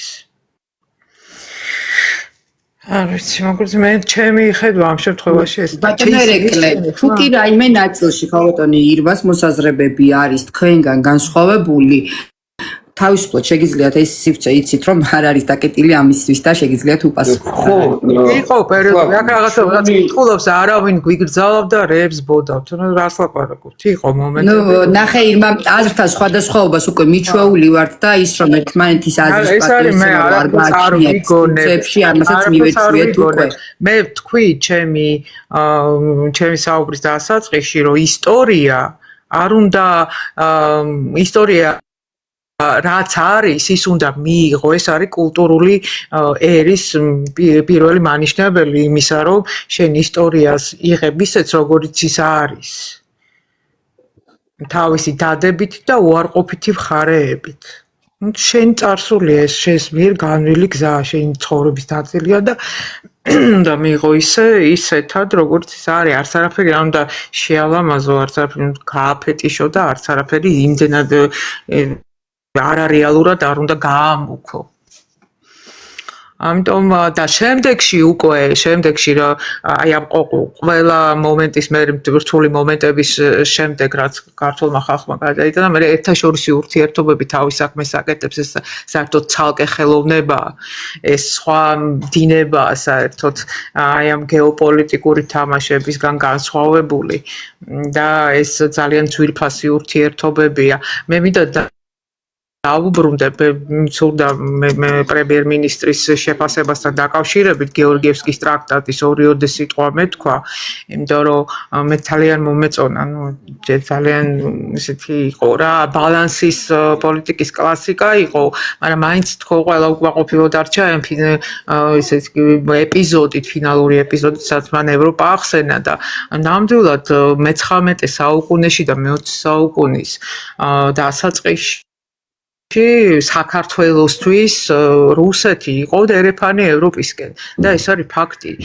რა თქმა უნდა, საქართველოს ოქროს ხანის პერიოდში ჩვენ არ ვჭირდებოდა ვიღაცის ფანჯრები, რომ ევროპაში გავსულიყავ ჩვენი დიდებული მოღვაწეები აღმოსავლეთ ევროპაში საგანმანათლებლო და მისიონერული მისიით ჩადიოდნენ და ძალიან დიდ წარმატებებსაც აღწევდნენ იქ. და ამ შემთხვევაში რუსეთში და ჩვენ არაერთმა გამოჩენილმა საზოგადო მოღვაწეებს შესანიშნავი და ბრწყინვალე განათლება მიიღო პეტერბურგში, ხო? და ეზიარა ამ ევროპულ განათლებას ზოგმა დასავლეთ ევროპაში მიიღო განათლება. გერონტი კიკოძე იყო ის ყიფიანი თუ ნიკო ნიკოლაძე და ილია ჭავჭავაძე ხო პეტერბურგში მიიღო ევროპული განათლება და ასე შემდეგ. აი თუ არ ვთქვი, ახლა რა მოსატანია ეს, მაგრამ ალექსანდრე ძიუმას მოგზაურობა კავკასიაში ის ჩრდილოეთ კავკასიიდან შემოვიდა საქართველოში, ისე სხვათა შორის თბილისში ყოფნის დროს აღტაცებული იყო. აღტაცებით აღნიშნავდა იმ ფაქტს, რომ პარიზის მოდის ტენდენციები პარიზში ვერ ასწრებდა ესეთი ელვისებური სისწრაფით გავრცელებას, როგორც ამას ადგილი ჰქონდა საქართველოში და არ აღბიწყდებოდა ხაზგასმით ასევე აღენიშნა ქართველი მანდილოსნების ამ მხრივ ოპერატიულობა და გამორჩეული ელეგანტურობა.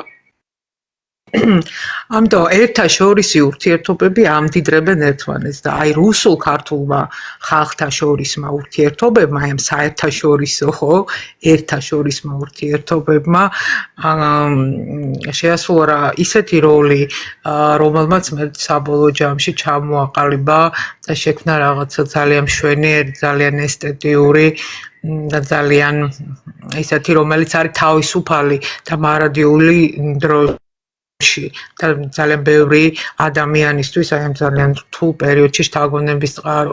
ანუ ყველაფერს აქვს ცხოვრება ისეთი რამე, აი საგას ორი მხარე აქვს, ზოგჯერ მზესაც აქვს ბნელი მხარე, ხო? ამიტომ საბოლოო ჯამში გეორგიევსკის ტრაქტატის შემდეგ უკვე განვითარებული მოვლენები თავის დადებითი და უარყოფითი მხარეებით საქართველოს მოიგო. არის სიტუაციური ალიანსების, სიტუაციური კავშირები და არის ჭეშმარიტად სტრატეგიული კავშირები, სადაც შენი არსებობა მის არსებობაზეა დამოკიდებული და პირიქით. ანუ ეს იმდენად გადაჯაჭვულია ერთმანეთთან, როდესაც შენი უსაფრთხოება ძალიან დიდი მნიშვნელობა აქვს შენი სტრატეგიული მოკავშირის უსაფრთხოებაზე, ხო და პირიქით. ესა მართლა არის ნამდვილი სტრატეგიული ურთიერთობა და არის სიტუაციური მოკავშირეობა, ხო? გარკვეული ეტაპებიდან, ნუ ეს ცვალებადია ყველაფერი. საერთოდ ჩვენ ვართ მარადიული არა, იმდენად ძველი ერი ვართ, რომ ჩვენ სხვა აღქმა გვაქვს დროის. დრო სხვა ტემპით მიდის ჩვენს შემთხვევაში. როგორც აი მდინარე, რომელიც მიედინება და ყველანაირი ეს იდეოლოგიური ტრენდები სწრაფ წარმავალია რა. აი ლიბერალიზმი, რომელიც ჩვენს თვალწინ დაიბადა, აღმოცენდა და მოკვდა. ამიტომ ჩვენ როგორც უძველესი ერი, აი ამას უნდა უყურებდეთ როგორც დინებას და ვიდგეთ გვერდზე სადღაც დისტანციაზე, ძალიან ახლოს ნაპირთან არ უნდა მივიდეთ, რომ არ მოყვდეთ ამ დინების ეპიცენტრში და არსად არ გაგვიტაცოს. ესმით, აი ამის თქვა მინდა. ნუ ავით მადლობა ირმამ, მინდა რამოდენიმე სიტყვით. ბატონო?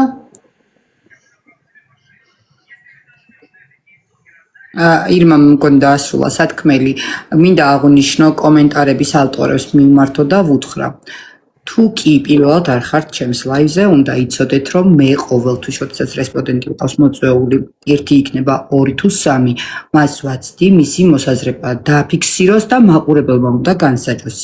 მას მოიწონებს თუ არ მოიწონებს. შეურაცხყოფელი კომენტარების ავტორები იბლოკებით, რა თქმა უნდა, ავტომატურად და მე პირადად რესპონდენტთან მიუხედავად იმისა, რომ შესაძლოა განსხვავებული აზრი გამაჩნდეს, დავადა კამათი ქაოსში და კამათში იბადება ჭეშმარიტება, ეს ჩემთვის მიუღებელი მოსაზრებაა. მე ვფიქრობ, ბატონი ერეკლაც, შეიძლება იყოს რაღაც ნაწილი, რაშიც არ დამეთანხმოს მეც ან სტუმარსაც, მაგრამ ისიც ლოგიურად ფიქრობს, დარწმუნებული ვარ, რომ ეს ქაოსური რაღაც ერთმანეთში ჩაჭრა და ის რომ სიტყვის თქმა არ დავაცალოთ ერთმანეთს, ეს მხოლოდ უკულტურობას ანიშნებს და მეც არაფერს. ამიტომ დაგვაცადეთ, თუ ვინმეს რამე მოსაზრება აქვს, დაწერეთ კომენტარებში და მე ვადევნებ ამ დროს თვალს მინდა გითხრათ. ბატონო ერეკლე, გისმენთ? ხო, ესე იგი მე კიდე მინდა დავამატო აი ამ ძალიან ქართველებისთვის ძიმე ფაქტს იგივე ბაგრატიონთა დინასტიის გაწყვეტის საკითხს, ხო? ესეც რუსებს ბრალდება და სინამდვილეში არ იყო ეგრე და რატომ? იმიტომ რომ გიორგის მოთხოვნის შემდეგ, რაზედაც პავლე დათანხმდა, რომ ყოფილიყო შემდეგი მეფე და გამგებელი აი ამ ქართლ-კახეთის აი ამ ტერიტორიისა, ნუ ახლა უკვე ფაქტურად შევიდიოდა როგორც გუბერნიის ერთ-ერთი გუბერნია უკვე ახლა ქართლ-კახეთის სამეფო აღარ ნუ ახლა როგორ რა დაარქმევდა და როგორ დაარქმევდა მე ძნელია ხა მაგის თქმა, მაგრამ ნუ ყოველ შემთხვევაში უნდა ყოფილიყო უშუალოდ იმპერიის ნაწილი, აი როგორ დანარჩენი ნაწილები არიან, ისევე ეს უნდა ყოფილიყო და მართლაც რა ხდება. ესე იგი გიორგის გარდაცვალების შემდეგ ეგრევე დაიწყო დაპირისპირება ბატონიშვილებსა და ესე იგი გიორგის მხარეს შორის იმდენად რომ შემოყავდათ დამხმარი ჯარები ლეკებიდან დაფაშოდან ემახაც და რუსებთან ერთად ებრძოდა ეს გიორგის მემკვიდრე ამ იმებს და შემდეგ მოხდა რა ესე იგი რაღაც მომენტში დანიშნეს რუსებმა მაინც გამგებლად რაღაც პერიოდი ეს გიორგის შვილი დავითი იყო გამგებელი იყო რა აქტიურად და შემდეგ გადაწყვეტილი იყო ეს საკითხი საბოლოოდ მაგრამ ერეკლეს შვილებმა ბატონიშვილებმა კატეგორიულად მოსთხოვეს რუსებს რომ არ დაეშვათ გიორგის შტოს ესე იგი გაეგრძელებინა გამგებლობა თუ ასე ვთქვათ რაც იყო რა ასე ვთქვათ მის ხელში ყოფილიყო ძალაუფლება და მოსთხოვეს რომ რუსებს თვითონ აეღოთ ხელში ამის მართვა აი ეს არის დოკუმენტურად დამტკიცებული ფაქტი, რომ წერილები არსებობს ამაზე და როდესაც დაინახეს ესეთი დაძაბულობა და ესეთი გამოუვალი სიტუაცია, რომ აქ შერიგება სულად შეუძლებელი იყო, რუსებმა მიიღეს ის გადაწყვეტილება, რაც მიიღეს, სხვათა შორის ალექსანდრე იყო უკვე, ხომ ამ დროს ალექსანდრე და ალექსანდრეს არ უნდოდა იმპერატორს საქართველოს ესე იგი აი ესე ამ ფორმით მიერთება. არ უნდოდა მაინც, იმიტომ რომ იურიდიულად არ იყო გამართული თემა რა. კი, გიორგიმ გაგზავნა წერილი, ესე იგი, თხოვნით თავისი ნება გამოხატა, მეფური ნება გამოხატა, მაგრამ ის ხელმოწერილი იმპერატორის, რუსეთის იმპერატორის ხელმოწერილი წერილი გიორგის ვეღარ მოასწრო მის ხელის მოწერა. ვერ მოასწრო. კი, შესაძლებელი იყო რომ გაეკეთებინათ ისე რომ დავითი ეკუთხათ მეფე და მე მეფეს დავითს მოეწერა ალბათ ესეც შესაძლებელი იყო. მაგრამ ნუ ახლა ისე ვიმეორებ რა. ნუ შევქმნით ჩვენ რუსებისგან რაღაცა იდეალური სისწორის რაღაცა მექანიზმი, როდესაც ყოველთვის სწორად მოქმედები. რა თქმა უნდა, მათ თავისი ინტერესები ჰქონდათ საბოლოო ჯამში იგივე ალექსანდრე ორჯერ გაგზავნა თავის სათათბიროში ეს კითხვა დასვა, რომ რა ვქნა, შემოვიერთო თუ არა და საბოლოოდ მიიღო პასუხი კატეგორიული, რომ თუ ჩვენ არ შევიერთებთ აი ამ ესე იგი ქრისტიანულ ერს და ჩვენ მათ არ გამოუცხადებთ ჩვენ ზრუნველობას და არ შემოვიყვანთ ჩვენ საქმეში, ისინი განადგურდებიან. და ალბათ მართალიც იყვნენ, იცი? მართალიც იყვნენ რა, ვერაფერს ვერ იტყვი რა, რომ აი, ნუ მოკეთ აი ესე მოხდა და აი ესე მიგვიერთეს. მერე შემდეგ რაც შეეხება აი ამ ეკლესიის მიერ ავტოკეფალიის დაკარგვას. ჩვენ უნდა გავიწყდება რომ 83 წლის ტრაქტატში ეგ პირდაპირ ჩადებული იყო რა ფაქტიურად რა.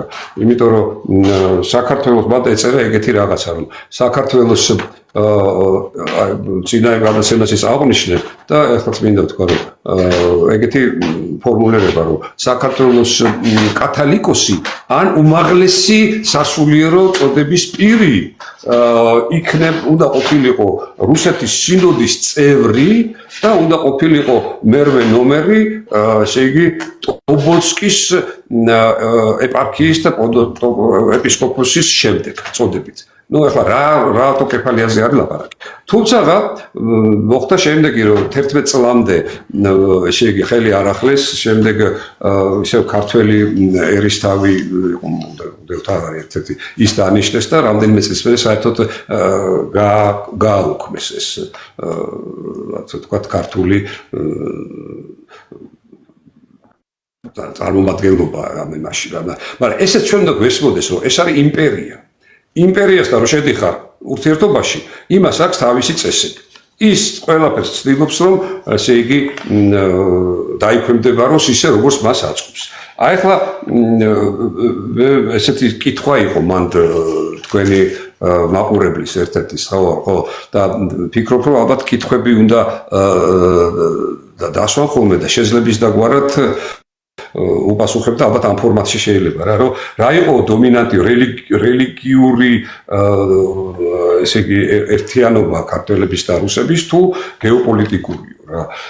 ეხლა ძნელი წარმოსადგენია რომ ქართველები რო ყოფილიყვნენ თქვათ მაჰმადიანები რუსებს ესე ადვილად შემოსულიყვნენ თქვათ და თავისი გეოპოლიტიკური პოზიციები გაემყარებინათ აქ.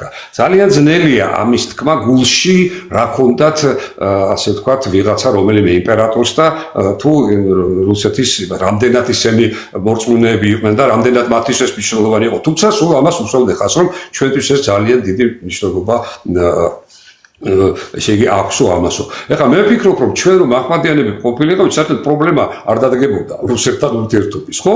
ჩვენივრად ვიქნებოდით ესე იგი ერთ-ერთი ან სანჯაყი და ან ერთ-ერთი რაღაც ნაწილი ამ სპარსეთის დიდ პატივში ვიყავდით ხოლმე და რომ მიიღოთ ქართველებს მაჰმადიანობა პრობლემა არ ექნებოდათ, ხო? ესე იგი გამოდის რომ ჩვენი გადაწყვეტილება ასე ვთქვათ რუსეთის მხარეს წასვლისა ეფუძნებოდა კატეგორიულად ეფუძნებოდა იმას რომ ჩვენ ვიყავით ქრისტიანები. იმიტომ რომ სხვანაირად არა იცით რა კუთხით მინდა ეს საკითხი გაშალოთ?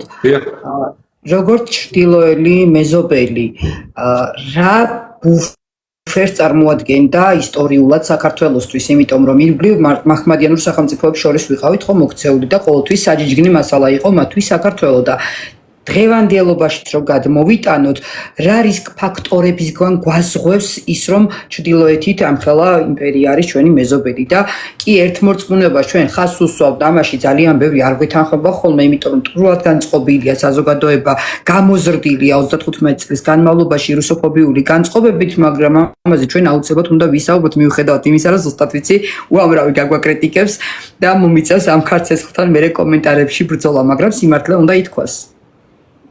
ერთი წინადადებით გავცემ პასუხს, აი აქ დაწერა ბატონმა ავტოკეფალია რუსეთსაც არ ხონდა და მართალია, იმიტომ რომ რუსეთის ეკლესიას მართავდა იმპერატორი. ის იყო თავარი მან ასე ვთქვათ, მისი განკარგულებით მეთვალყურე და ყველაფერი მას ჰქონდა მთელი ასე ვთქვათ. ეხლა რაც შეეხება აი ამ ბუფერს, ხო, როდესაც შენ ხარ მარტო ამხელა მუსულმანურ ოკეანეში, ხო, იქ ცხადია რომ როდესაც ამხელა სახელმწიფო არის ესე ძლიერი, ეს მეზობლად, ნუ სულთად უშუალოდ მეზობლად შეიძლება არა, მაგრამ ნუ მოკლედ საგზნო ესეთ ვარძილზე რომ იმედი ქონდათ ყოველთვის, ხო, გამოფარა და 20 შემთხვევა იყო მიმართვა აი ამ რუსეთისადმი. ეხლა თქვენ დასვით ძალიან მნიშვნელოვანი საკითხი, რომელსაც მე მინდოდა შევხვდეთ. ეხლა ჩვენ რატო განვიხილავთ ეხლა აი ამ პირადად აი მე რატომ განვიხილავ აი ამ თემას, ვთქვათ, აი რა იყო? ბატონო, წარსული, დღევანდელობა და მომავალი. აი დიახ, უნდა დავატრიალოთ ეს საკითხი. მანდ მივედი, ხო? ესე იგი, ისტორია ისეთი რაღაცა, საიდანაც ჩვენ რაღაცა გამოცდილება უნდა შევეცადოთ მაინც რომ მივიღოთ, ხო? გამოცდილება შევეცადოთ რომ მივიღოთ. თუ ჩვენ არასწორე შევისწავლით და არასწორე გავაცნობიერებთ იმას რა ხდებოდა, ჩვენ ვერანაირად ვერ მივიღებთ სწორ გადაწყვეტილებას. იმაზე დაყრდნობით. იმიტომ რომ ელემენტარულად ახლა მაგას ასწავლიდნენ, ახლა არ ვიცი ასწავლენ თუ არა, მაგრამ უნივერსიტეტში პირველ კურსზე რომ თუ საწყისი დებულება არ არის სწორე, როგორი გენიალური ლოგიკური დასკვნები არ უნდა ყოფილიყო, საბოლოო დასკვნა იქნება არასწორი, ცდარი იქნება, ხო?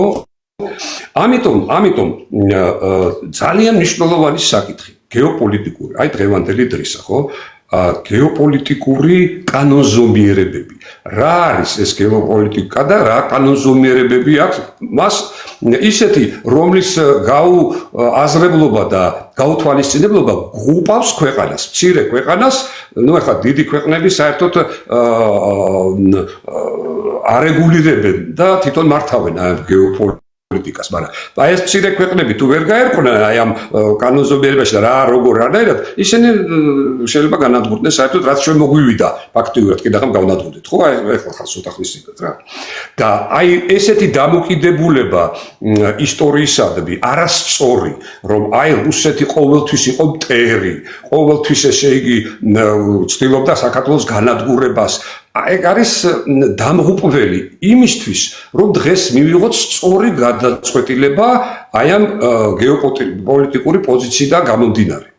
ამიტომ არის მნიშვნელოვანი გაყვება რა იყო სიმართლე და რა იყო ტყუილი. ჯერ ერთი თვითონ ის ფაქტი, რომ 200 წლის წინათ, 250 წლის წინათ რაღაცა ხდებოდა, არ არის საფუძველი იმისი, რომ ვიფიქროთ, რომ აი რახან მაშინ ხდებოდა, ესე იგი დღესაც აუცილებლად მოხდება.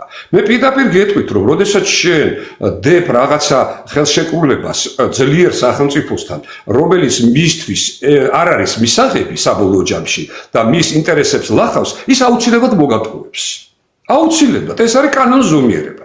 ანუ რისი რამიდა მე, რაც თავარია, რაც არ არის ჩვენთან ქვეყანაში, ესე იგი საფუძველი უნდა იყოს. ეს საერთოდ პოლიტიკური ხედვის. ახლა ჩვენ ყველა ქართველებს ყველას გვაქვს პრეტენზია, რომ ესე იგი პოლიტიკაში ვერკვევით გადასარევად და ყველაფერი ვიცით, ხო?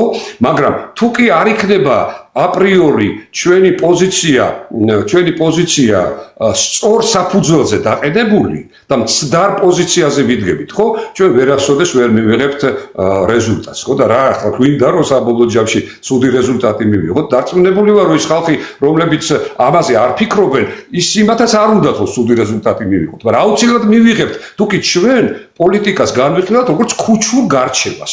იმან მაწყდინა, იმან ეს მითხრა, იმან შემაგინა, იმან ის გააკეთა, იმან ეს გააკეთა. ესე არ შეიძლება. იმიტომ რომ აი პოლიტიკა აბსოლუტურად სხვა რამე არის. ნუ რა გვინდა ერთია და რა შესაძლებლობები გვაქვს ეგ. აი მაგაშია საქმე. პოლიტიკაში რომ მეგობრები არ არსებობენ, ამას ხმა უნდა ჩვენ ინტერესებზეა თანდან ბოლომდე პოლიტიკა აგებულია ციცურება განმავლობაში. კი ბატონო, დაემთხვა ინტერესები საქართველოს ინტერესები აი ამ პერიოდში დაემთხვა რუსეთის ინტერესებს. რუსეთი ებრძოდა თურქეთს, დაიბრუნა მთელი ტერიტორიები სპარსეთთან და თურქეთთან. რაც საქართველოს წაართვეს თავის დროზე ამათმა, რა თქმა უნდა თავისთვის დაიბრუნა. მოდი ესე ვთქვათ, მაგრამ მიუერთა თბილისის გუბერნიას და ქუთაისის გუბერნიას. ხო, ანუ საქართველოს მიუერთა, ასე ვთქვათ, ნუ პირობითად საქართველოს და შემდეგ ისტორია ისე წარიმართა, რომ როდესაც ესე იგი განთავისუფლდა ასე ვთქვათ, იმპერატორი გაიქ მოკლეს და მოხდა რევოლუცია და ეს გადატრიალებები ხდებოდა პერიოდში საქართველოს, ასე ვთქვათ, გამოაცხადა დამოუკიდებლობა, ისიც გამოაცხადა დამოუკიდებლობა ჩვენ გვახსოვს გერმანელების დაჟინებული მოთხოვნით, ხო, რაღაცა მაგათაც თავისი ინტერესი ჰქონდათ, რომ ეს ნაწილი მოწყვეტოდა რუსეთის იმას, ასე ვთქვათ, გავლენას. ბუნებრივია, დასავლეთის მთელი პოლიტიკა არის ესა, რომ რუსეთს რაც შეიძლება მეტი აქედან ჩამოგლიჯოდა, მთელი ეს ჩვენ და მთელი ეს კავკასიის ხალხები რუსეთის წინააღმდეგ განაწყოთ. ესეც ნორმალურია. ჩვენ არ უნდა გვწყინდეს ესა რა, რომ იმათ ეს უნდათ. და ჩვენ საწინააღმდეგო და ჩვენთვის ცუდია. ესე ნორმალურია, რომ იმათ ეს უნდათ. იმათ თავისთვის ინტერესი აქვს. რუსეთს თუ რაღაცა უნდა ისეთი, რომელიც მისი ინტერესია და ჩვენი ინტერესი არ არის, ესეც ნორმალურია. არ უნდა წინდეს. ჩვენ უბრალოდ ეს უნდა გავშიფროთ და ამას უნდა წინააღმდეგობა გაუწიოთ მაქსიმალურად პოლიტიკურად და ნუ ესე ყველანაირად, თუ კი დაჭირდება სხვა რამეც. სხვა რამეს თუ დაჭირდება. მაგრამ ძირითადში პოლიტიკური ვითიც შესაძლებელი იყო ხოლმე რაღაც ნაბიჯების, ესე იგი, გადადგმა, რომ გამოგესწორებინა სიტუაცია, ხო?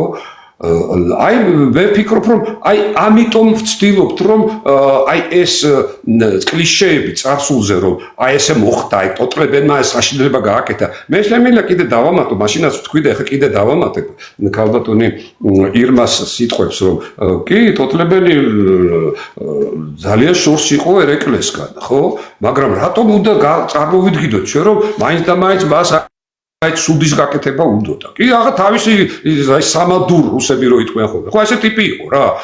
აქტიური რაღაცა მე აქ ისე ვიმეორებ, აქ ძალიან ისეთ სულ სიტუაციაში მოყვა აქ.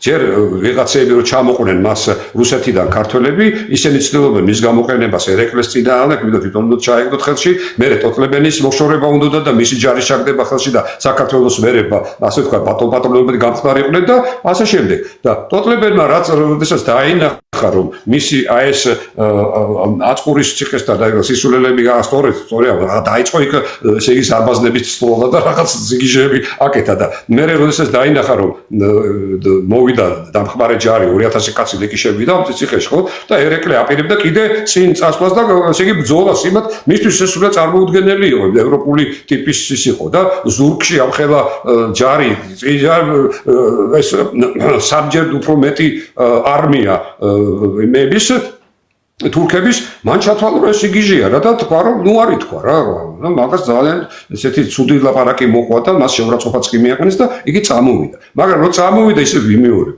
ის კი არ გაიპარა და მაშინათო კი არ გაიწვიეს ის გადავიდა დასავლეთ საქართველოში და იმერ სოლომონთან ერთად ესე იგი ქუთაისში გაანთავისუფლა რამოდენიმე ციხე 25000-იანი корпуსი გაანადგურეს თურქების კაცო და შემდეგ ფოთთან მოუვიდათ ნუ ვეღარ გაკაჩა იმიტომ რომ ისევ რაღაცაები თავისებური ისინი დაიწყო რა რაღაცების სიზმრელები გაკეთა რა და ნუ დამარცხდნენ მანდა რა და ამის მერე ესე იგი წავიდნენ რუსეთში და სხვათა შორის ძალიან კაცრად მოეპყრნენ იქა ესე იგი პრაქტიკულად პოლონეთში გადაასახლეს პოლონეთი ითვლებოდა მაშინ რუსეთისთვის გუგის არა ქვია პერიფერია და იქ წავიდნენ რაღაცა რომელიღაცა ბატალიონის პოლკის უფროსობა თუ რაღაცა მისცეს და იქ გარდაიცვალა რა ანუ მთლიანად მისი პოლიტიკური კარიერა აი ესე ნუ ახლა არ დასაჯეს და რაღაც აშენებები გარო მაგრამ აი ესე უკნეს რა ეს ითვლებოდა ძალიან დიდ დასჯით მან რუსეთის იმაში ისე რომ ეგეთი რაღაცა მოხდა ისე რომ აი ეს არის მთავარი რომ ამ ისტორიის ესე იგი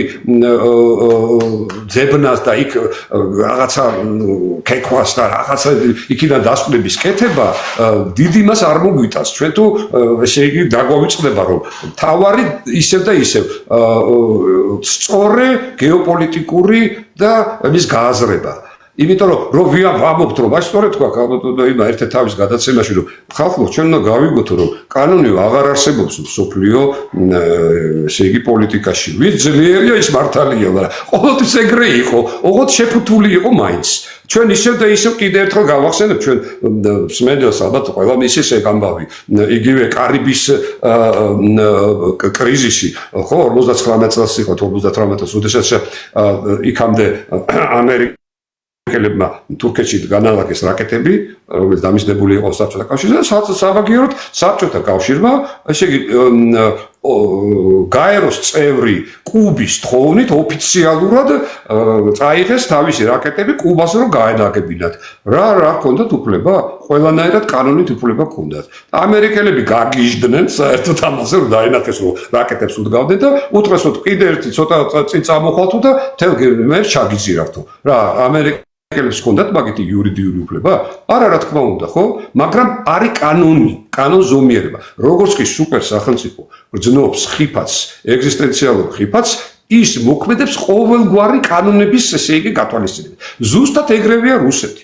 რით ვერ გაიგო ამ ხალხმა რომ რუსეთი და ნატო არიან დაპირისპირებული, რომ რუსეთს ეშინოდა ამ ნატოში ყოველთვის, იმიტომ რომ ძალიან სერიოზული ძალა იყო.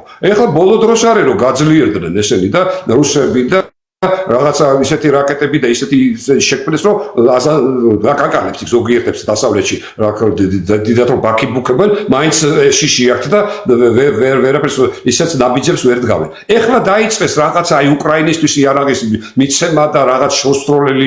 აქამდე რატო არაფერს არ აძლევდნენ?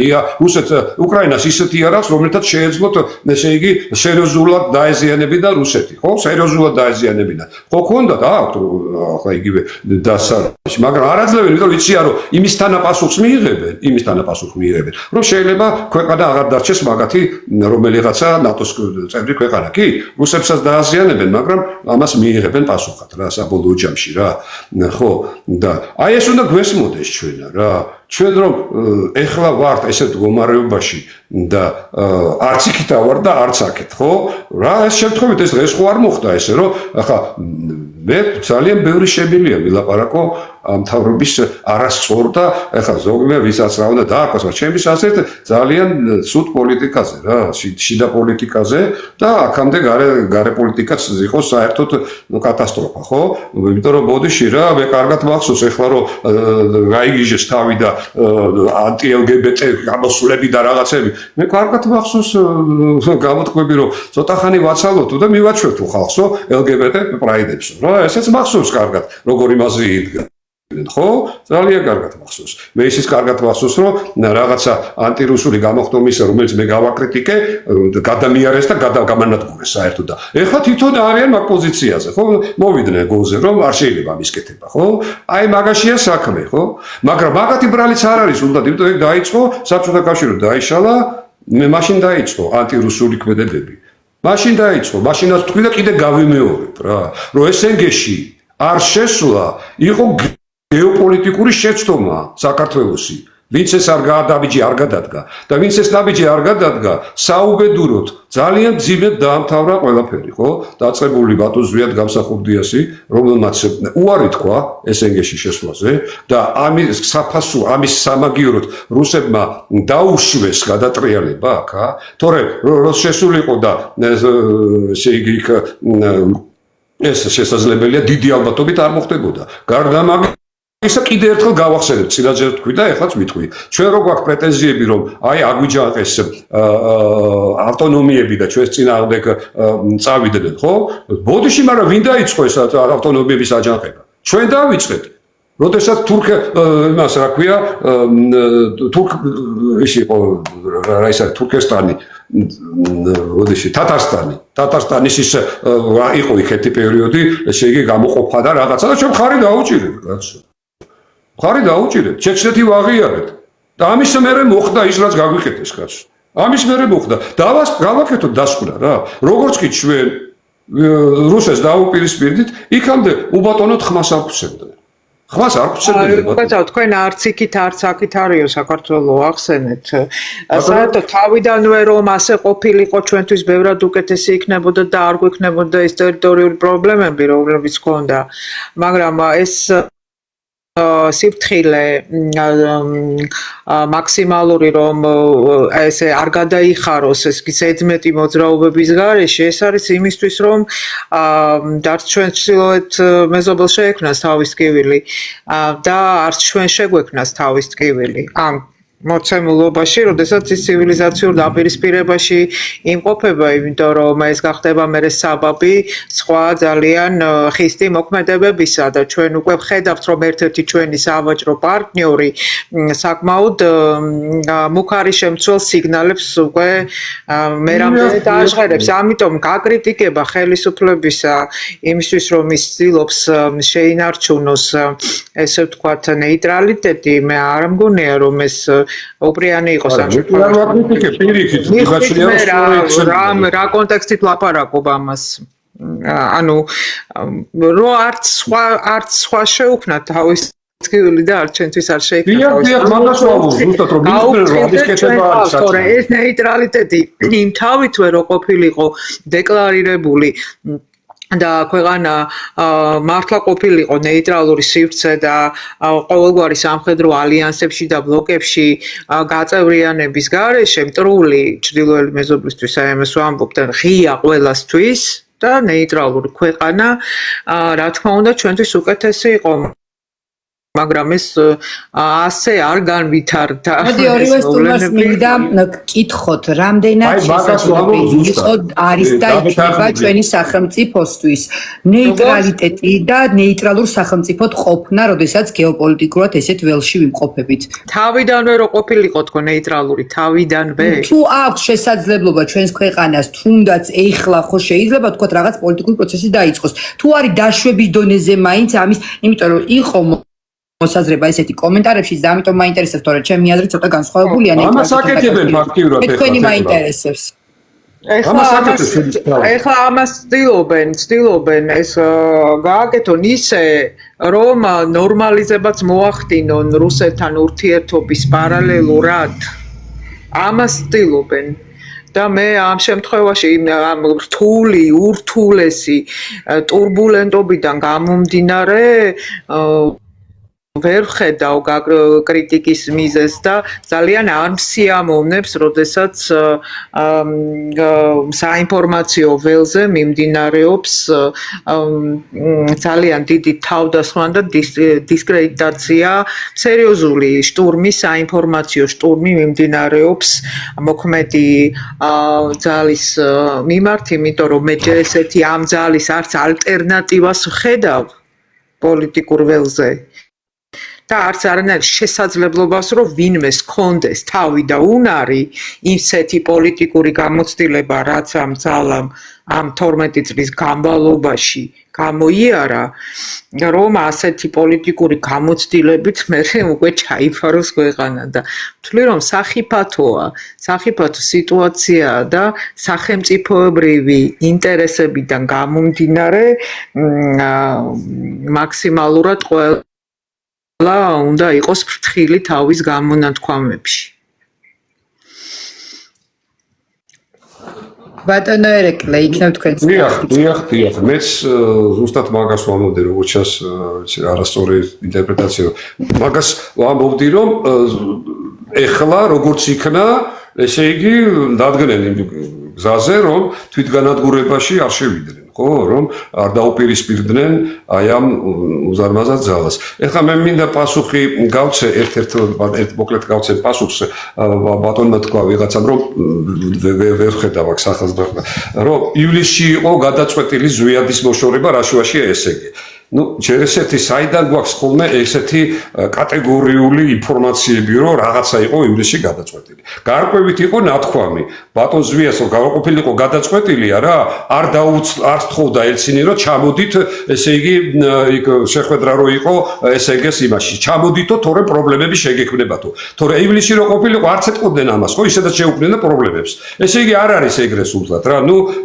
ნუ დავიწყებთ ხოლმე რაღაცა, აი ივლისში იყო გადაწყვეტილი. საიდან იცით ელცინის იმაში იყავით გუნში იმათ რაღაცა არ ვიცი ფაქტია რომ შესთავაზეს მას და უთხრეს გააფრთხილეს რომ დაგეწყება პრობლემებიო არ წავიდა მეორე დღეს დაეწყო პრობლემები ანალოგიური მოხდა შევარდნაძესთან მიმართებაში რომელიც ატყუებდა რუსებს რომ ვითომ შედიოდა ესენგეში რეალურად არაფერს არ აკეთებდა იმიტომ რომ უკვე ქონდა დიდი ხანია გეზი აღებული ნატოსკენ და ესე იგი საბოლოო ჯამში ეს რომ ბოლო მიხვდნენ რუსები რომ ატყუებენ მიუშვეს ესე იგი გამოატყუეს ისე თვითონ რუსებმა და არ ღვეს პირობა რა თქმა უნდა მაგრამ ისე ვიმეორებ რა როცა მტერი ხარ არა მტერთან მოსულა მოტყუებაც და ყველაფერი ომებში ეგრე აკეთებენ რა რომ შეუთანხმდებიან რაღაცას და მე ნუ ეგრეა რა და ეხლა კარგია თუ ცუდია ნუ ეხლა ადამიანურად არ მოგწონს ცხადია ვიღაცის მოტყუება და ღალატი მაგრამ ეგრეა აი ეს არ გაითვალისწინო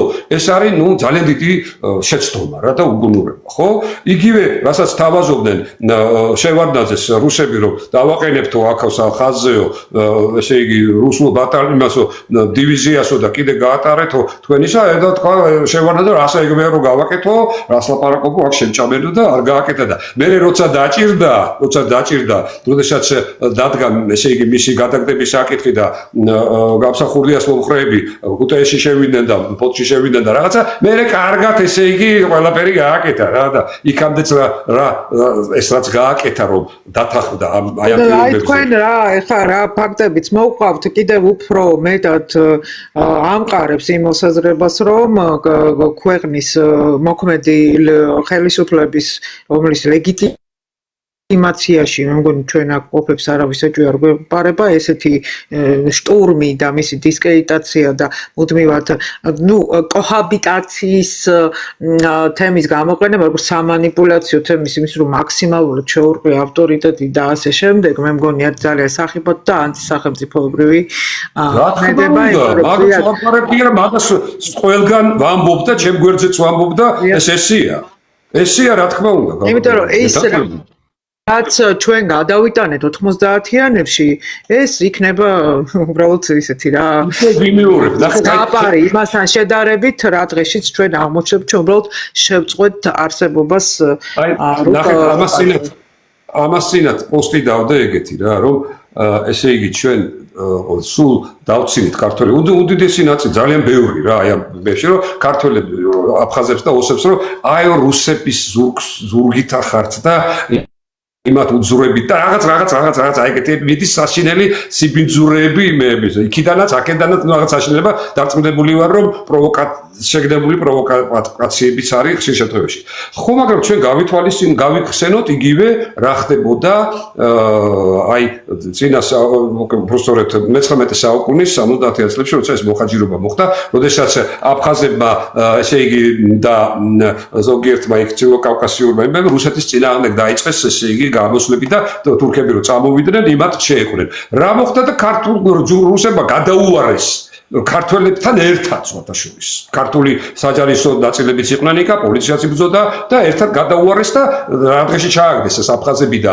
რუსებმა რა თქმა უნდა იმიტომ რომ ქართველები იყვნენ რუსეთის იმპერიის ნაწილი და დანარჩენები ჩვენ კარგად ვიცით და ქართველები სწორედ რუსეთის ზურგს უკან ამოფარვა კაი გაგებით გადაარჩინა აი რასაც თქვენ ამბობდით თეკლა და გაბატონი ირმაც ამბობდა რომ მოგვეცა ჩვენ საშუალება წყნარი ცხოვრების ეს იყო მძიმე ეს იყო მუდმივად დაძაბული ბრძოლა იმპერიასთან რომ გარუსების წინააღმდეგ რაღაცა თავსმოყრეული მის წინააღმდეგ კი ბატონო იყო იმპერიას ახასიათებს ეგეთი რაღაცეები და მიდიოდა მაქსიმალური ბრძოლა მაგრამ ვერეოდით რაღაცნაირად ამას რომ შევინარჩუნეთ ასე ვთქვათ ჩვენი თვითყოფადობა და რა ვიცი ძალიან ბევრი რაღაცა განვავითარეთ ხო მაგრამ აფხაზები რა დღეში ჩააგდნენ როგორში იყვნენ ხო ესე იგი გამოდის რა რომ ვინც გაითვალისწინა სწორედ გეოპოლიტიკური სიტუაცია და სწორედ არ დაუპირისპირდა ისეთ ძალას რომელსაც ვერაფრით ვერ მომოგებდია რა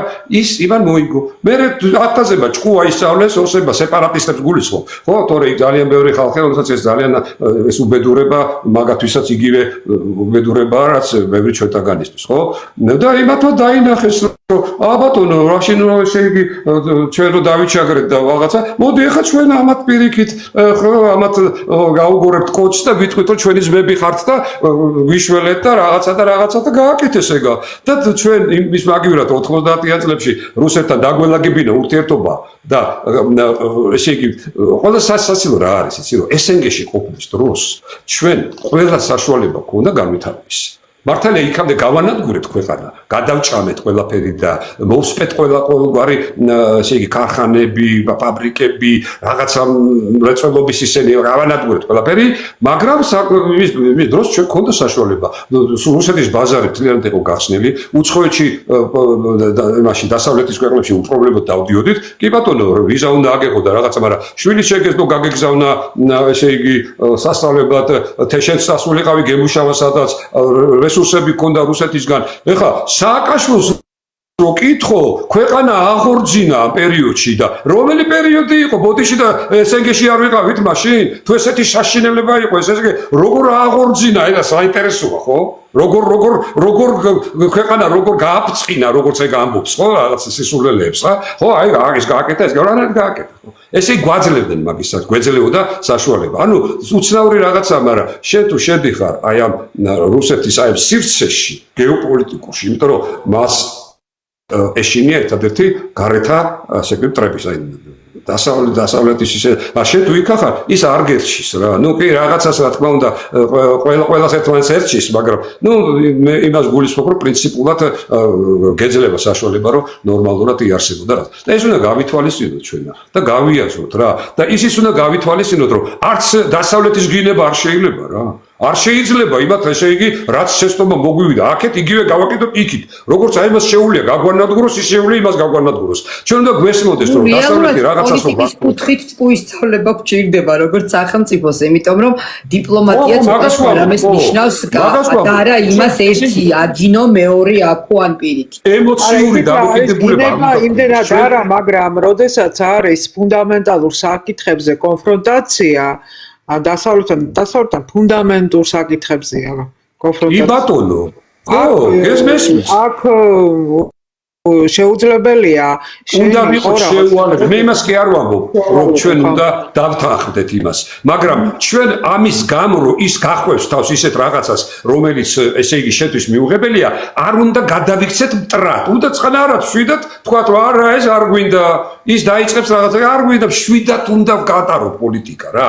არ უნდა დაუპირისპირდეთ, იმიტომ რომ როგორც კი დაუპირისპირდეთ მივიღებთ დარტყმას. რა თქმინდა ეს დარტყმები, კაცო, ვიგვაძალებს რომ ესე იგი არ მივიღებთ და მორჩა, მაგრამ ხო შეიძლება უარი ვთქვათ ისე, რომ არ ვაფურთხოთ და არ ვაგინოთ და იმას არ ვეძახოთ რეჟიმში რომ არ გადავიყვანოთ ჩვენი ქვეყანა. ხო, რა თქმა უნდა, მაგრამ ძალიან სახიფათო დივერსიული ქმედებებს აქვს ადგილი, აქვს ქმედებებს ქართველი ერის დემონიზაცია მიმდინარეობს პირდაპირ, ამ ხელისუფლების დემონიზაცია მიმდინარეობს, კამიტი წამლავდა ხალხს და ასე შემდეგ და ჩვენ ურჩხულად უნდა გამოგვიყვანონ და ჩვენ უნდა შვიდად შემთხვევაში ამაზე ესე იგი ეს უპასუხოთ რა თქმა უნდა რაც უფრო ამაზე მე ამას მიზან მიმართულად აკეთებენ რა თქმა უნდა მათი აგენტურა ყველანაირად ხელს უწყობს ეს სხვათა შორის ერთ ფილმი გამახსენდა ეხლა რამდენად უხდება ამ სტრიმს არ ვიცი მაგრამ თუნდაც ეხლა გამახსენდა გახსოვთ ეს ფილმი გაღმა ნაპირი საერთოდ რო გამოვიდა 2008 წელს კი როგორ არა 9 წლის ბავშვია ეს ფილმი რატო გამახსენდა აი ზუსტად ამ დემონიზაციის ცოტა აბსურდულად არის რეჟისურაც მაგ ფილმისაც დემონიზაციის შენ სხვა ნაწილს გულისხმობაშკარად დეჰუმანიზაციის კონტექსტში გამახსენდა ხა ეს ფილმი გაღმა ნაპირი აფხაზდან დევნილია პატარა ბავშვია რომელიც უკმაყოფილოა აქ დევნილობაში დედასთან ერთად ცხოვრებით იმიტომ რომ დედა ქართველი ქალი დევნილი აფხაზეთიდან აბსოლუტი ყოფაქცევის არის და ასეთ ქცევა საკუთარი მცირეწლოვანი ბავშვის თვალწინაც არ ერიდება და მოკლედ ეს ბავშვი იწყებს თავის მოგზაურობას იპოვოს მამა რომელიც დარჩენილია ოკუპირებულ ტერიტორიაზე და მოგზაურობის ცვლილობისას გაქანებული მატარებლიდან უბილეთობის გამო გადააგდებს ქართველი მერე გზად შემოხვდება ორი ახალგაზრდა ქართველი რომელიც ესე იგი ჩაისვავს მანქანაში და შეპირდება იქ და ანიშნულების ადგილამდე მიყვანას და რატომაც გზაზე გადაწყვიტან ეს ქართველი ახალგაზრდა ბიჭები ამ ბავშვის თვალწინ გააუპატიურონ ახალგაზრდა ქართველი გოგო ეს ბავშვი გამოესარჩება და აქ უკვე გაქანებული მატარებლიდან გადააგდო ქართველთან და ხა გაქანებული მანქანიდან აგდებენ ამ ბავშვს და ერთ წესიერი პატიოსანი ქართველი შეხვდება ამ ფილმში და იმასაც დახვრეტენ ნენგურის ხიდზე და სცენარით განსაზღვრულია რომ მაინც და მაინც რუსებმა უნდა დახვრიტონ და ბოლოს გადავა ეს ბავშვი ამ ოკუპირებულ ტერიტორიაზე რაღაც ეგ სატვირთო მანქანის მძღოლი აფსოა მასში ამოიცნობს იქ ყრუმუნჩს თამაშობს იმიტომ რომ ესე გააფრთხილეს რომ საშიშია ქართულ ლაპარაკი და ამოიკითხავს მასში ქართულს და ფიქრობს ახლა რა უყოს გაქანებული მანქანიდან გადააგდოს თუ ამ მანქანით გადაუაროს მაგრამ ძლებს მასში ადამიანობა განსხვავებით იმ ქართველებისგან რომელსაც თუმე ჩვევა თქონიათ პატარა ბავშვების გაქანებული მატარებლებიდან და მანქანებიდან გადაყრა და შეიწყალებს ამ ბავშვს და ბოლოს მოკლედ სადღაც დააბინავებს და ეს ბავშვი შეხვდება ამ თავის მამას რომელიც ქართველია და გაყიდველი რო არ იყოს ოკუპირებულ ტერიტორიაზე ვერ გაჩერდებოდა არც ეს ბავშვი ახსოვდა და ანაღლებდა და არც მისი მეუღლე იქ თავისი ახალი ოჯახი აქვს და ასე შემდეგ და მოკლედ ამ ფილმს ჰქონდა საოცარი კოლოსალური საინფორმაციო მხარდაჭერა და როგორი არაჩვეულებრივი ცხოვრებისეული ფილმია და ეს ფილმი იყო თავიდან ბოლომდე ესე იგი იმის შეფუთვით რომ ვითომ აფსოებთან შერიგების და რაღაცა იქ აქედან კარგი სიგნალების ჩვენი ურჩხულებად და მკვლელებად და რაღაცა გიჟებად და არადამიანებად გამოყვანის ფოზე და ის გამოვიდა ადამიანი და ეს ტენდენცია დიდი ხანია დაწყებულია და ახლა როგორც ჩვენ ვაკვირდებით აქ ბოლო პერიოდის განმავლობაში აქტიურ რეჟიმზე არიან გადასულები იმისთვის რომ დააზიანონ ყველანაირად ეს ქვეყანა და იცით რა არის ამიტომ არის ძალიან რთული ძალიან სახიფათო სიტუაცია არის და შესაბამისად ეს თითქოს არც იქით არც აქი და ამავდროულად რა ამენაირად ნორმალში რა არის ჩვენი მიზანი, ჩვენი საკრალური მიზანი რა არის? ჩვენი ტერიტორიებისზე ჩვენი იურისდიქციის აღდგენა და ჩვენი ქვეყნის გამთლიანება. ეს არის ჩვენი ამ მიზნიდან გამომდინარე უნდა უყურებდეთ ნებისმიერ პერსპექტივას. ჩვენ რუსეთთან ურთიერთობა უმთავრესად გვაინტერესებს იმისთვის ნორმალიზება რომ ეს პრობლემა ტერიტორიული საკითხების მოგვარდეს, ხო? ეს უნდა იყოს ჩვენი ამოსავალი წერტილი.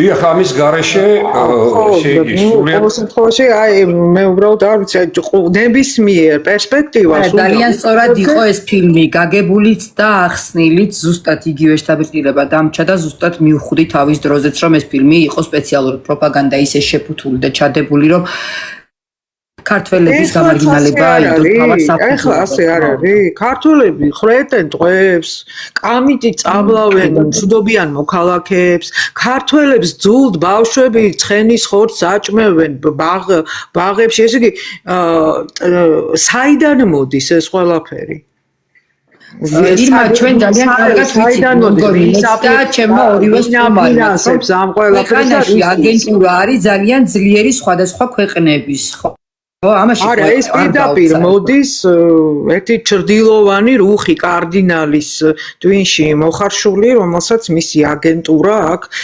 პირდაპირ ვამბობ რომ ეს არის მისი პროექტი და ის რაც ჩვენს მეზობლად ხდება ჩვენს სამეზობლოში ჩადებული ნაღმი იმას აუცილებლად ჭირდება მეტი სიმძლავრისთვის საქართველოს რა წინააღმდეგ შემთხვევაში რთული იქნება მისი მათროსურთ ისეთი მიმართულებით ამ პროექტის განვითარება. და ამისთვის საქართველოს დემონიზაციას ახდენენ უკვე აქტიურად გადასულები არიან ამ რეჟიმში და რა ვიცი, მე უბრალოდ მინდა აუდიტორიას ვკითხო, დაუშვათ ცუდია ეს ოცნება კოჰაბიტირებულია ეპშტეინებთან იყო ოდესღაც კავშირი. დაუშვათ არა არის, მაგრამ პოლიტიკაში დიდ პოლიტიკაში ბევრი რამ ხდება, ჯერ ესეთი კოჰაბიტაციის გარეშე ეს იყო როგორც მე არ ვიცი, მაგრამ სავარაუდოდ დათქმა ასე აქ დანაღმულ ველზე ვერავინ ვერ შემოიყვანდა ესე ვთქვათ ბიძინა ივანიშვილი ვერ შემოვიდოდა ბიძინა ივანიშვილი ამ კოჰაბიტაციის გარეშე და მათ გათვლაში გადატვირთვის პოლიტიკა ჭირდებოდათ, იმიტომ რომ იმ მოცემულობაში, იმ გეოპოლიტიკურ ვითარებაში, როდესაც კრიტიკული მასა იყო მიხეილ სააკაშვილის წინააღმდეგ აქ ეს არ აწყობდა და თვლიდნენ რომ ამ კოჰაბიტაციის ბერკეტით ცოტა ხანი გადატვირთავდნენ და მერე მოიცილებდნენ თავიდან და აღმოჩნდა რომ ვერ შეძლეს ამის განხორციელება. იმიტომ რომ ეს ხელისუფლება 2000 დრო დაუწე პასუხის დალოდების დრო აღარ რჩება, იმიტომ რომ მე თავად ტელეფონის ინტერნეტით უნდა შევძლო გადმოწერა 2 საათს როგორც კი გადაცდება ხოლმე მე ჩათვალე რომ ლაივი დამეკარგება ჩვენ დავუბრუნდეთ გეორგიევსკის ტრაქტატს მინდა რომ ორივე შეკრათ უკვე თემა და შევკრათ გეორგიევსკის ტრაქტატს დავუბრუნდეთ და ვთქვათ რომ ყველა დადებითი და უარყოფითი მხარის მიუხედავად საქართველოს მოიგო საქართველოს დარჩა მისთვის ორგანულ ეთნოკულტურულ გარემოში და იმ ქვეყანასთან რომელთანაც დაამყარა კომუნიკაცია, იმიტომ რომ საქართველოს არაერთ იმპერიასთან ჰქონდა ურთიერთობა და თავისთავად ახლა ეს მართლმადიდებელი იმპერია რაღაც ახალი ხილი იყო საქართველოსთვის და პრობლემურად წარიმართა თავიდან და მე ჩამოყალიბდა ისეთი ურთიერთობები და ისეთი ისტორია, რომელიც და ისეთი ფაქტები ჩვენს ერებს შორის, რომელმაც თავისი მასშტაბით და თავისი მნიშვნელობით ისეთი მოვლენები, სადაც ჩვენ ერების ურთიერთობას ქონდა გადამწყვეტი მნიშვნელობა ამ მოვლენების შედეგზე მე გულისხმობ არაერთ გამარჯვებას ამ რუსულ-ქართული ურთიერთობების პოლიტიკური და ერთაშორისი ურთიერთობების კონტექსტში, რომელიც აბსოლუტურად ყველაფერ ნეგატიურს აბათილებს და ფაქტი ის არის, რომ საქართველოს საბოლოო ჯამში, ანუ ხენაყოფით იცნობა და მოიგო და შეინარჩუნა თავისი იდენტობა, თვითყოფადობა და უნარი გააგრძელოს ბრძოლა წინააღმდეგობისთვის. და ეს არის ფაქტი და ფაქტი არის უბრალოდ ჯიუტი ამას. კი ბატონო, ეხლა მე ერთს დავამატებდი, რომ ეს ვეთანხმები გაბატონილმა სამაში, მაგრამ მე მინდა თქვა ერთი რაღაცა ძალიან მნიშვნელოვანი. მე როდესაც ვლაპარაკობ რაღაც თანათმადობის შენარჩუნებაზე, ეს არ ნიშნავს, რომ სახელმწიფო რეაგირება არ მოახდინოს ისეთ რაღაცებზე, რაც ქვეყნისთვის კატასტროფის მომტანი არის. ეგრე არ არის რა, რომ აფათურო ხელები და აქაც სირაც უნდა ქნან. კატეგორიულად უნდა დამთავრდეს ეს კოხაბით აცის მაიმუნობა უნდა დამთავრდეს. სახელმწიფოს აქვს ერთადერთი ძალა ეს დაასრულოს. გასაგებია, რომ აქამდე ესე იგი ნაცები იყო, ესე იგი ურჩხული იმისთვის, რომ ოცნებას მოეგო ყოველ ჯერზე და ეს ყველასთვის გასაგებია ეხლა. ნუ აი პატარა ბავშვებიც კი ხვდება მაგას რა. მაგრამ ეს დრო დამთავრდა. უნდა დამთავრდეს ეს ნაციონალური ბოგინი. და რაღაცა ნაციონალურ მიწებებული რაღაც მიტყვასლელი რაღაცების ბოგინი. სახელმწიფო უნდა დაამთავროს. უნდა უკაცრესად მოთხოვოს პასუხი ყველა იმას, ვინც იგივე ანტირუსულ და ანტიფაქტიურად სახელმწიფოებრივ ნაბიჯებს დგავს. ისე კი არა, რომ რაღაცა გამოვიდეთ და თქვა და არა, უნდა კონკრეტულად ვინც დააშავა, უნდა იმას პასუხი მოთხოვონ სამართლებრივად და სერიოზულად უნდა დაისაჯონ. ეს რომ გამოდიან და ლაპარაკობენ და როცა ლიკინებს ეს ბარამიძე რომ ესე იგი ქართველებს ხრიტავდნენ და ქუჩაში დადის თავისუფლად რა, ეს არის სამარცხვინო. ეს არის ილუზია, რომ ესე იგი ილუზიაში ესე ქალბატონი ირმა ამბობს, რომ აი პოლიტიკურათო ოცნება იმაზე არ დგას, მაგაშია საქმე. ეს არის რაღაცა აი შელამაზებული, ესე იგი აი ესეთი რა მკვდარზე ვენოკი, რომ აი როგორც ამბობენ რა. ესე არ არის რა. თუ შენ მიდიხარ იმ მიმართულებით, რომ კაფიოდ გამოხატავ პოზიციას, რომ ამ რომელიღაცა სახელმწიფოს წინააღმდეგ შენ აბიჯებს არ დგავ, შენ უნდა აღკვეთო ყველაფერი ის, რაც ამას ხელს უწყობს. სხვანაირად რა, ეს დიდხანს ვერ გაგრძელდება რა. ცოტა ხანი კიდე გაიპრანჭებიან ეს ახლა პრანჩვის რეჟიმში არის. ბატონო ერეკლი ჩაგორთეთ, ხო შენ უნდა გამოავლინო უნარი, რომ შიდა პრობლემების გადაჭრის თავი გაქვს, რომ საჭირო მომენტში შენი ინტერესები არ იყოს უგულვებელყოფილი რა. ეს ძალიან მნიშვნელოვანია სახელმწიფოსთვის. კი ბატონო, მაგას ვამბობ. დიდ მოთამაშესთანაც კი პრობლემებზე გავლენიანია. ხო, ჩვენ თუ ხვდებით რომ ეს დამღუპველი არის, ხო? ეს ამას უნდა მიეხედოს საფუძვლიანად. ისე კი არა ზედაპირულად, რომ რაღაცა კი ვეთამაშებით, რომ აი ჩვენ გმოვთ რუსოფობიას და რაღაცა კონკრეტულად უნდა დაისაჯოს ის ხალხი, ვინც ამას აკეთებს. უნდა აღმოიფხვრას ესა. იმიტომ რომ ჩვენ ვერ მოვატყუებთ, რუსებს ვერ მოვატყუებთ, ჩვენ ვერ მივხვდით აქამდე, რომ ჩვენზე უფრო გამოცდილი არიან, ჩვენზე დიდი ხანი ქონდა სახელმწიფო, აი ეს იმპერია და ჩვენზე უფრო მამაძაღლები არიან, მოკლედ ჩვენ ხო კაი მამაძაღლები ვართ რა, სერიოზული და ისინი ჩვენზე კიდევ უარესი მამაძაღლები არიან. ყველა სიტუაციაში მოგვატყუებენ რა და ამიტომ აი ეს რაღაცა თამაში გამიგე და გაგორება რომ იცი რა, აი ვიღაცამ რაღაცა ჩვენ დავიცავთ კონკრეტულად გააკვეთო, ვიღაცამ დააშალა, ის კი არა გამოუშვა.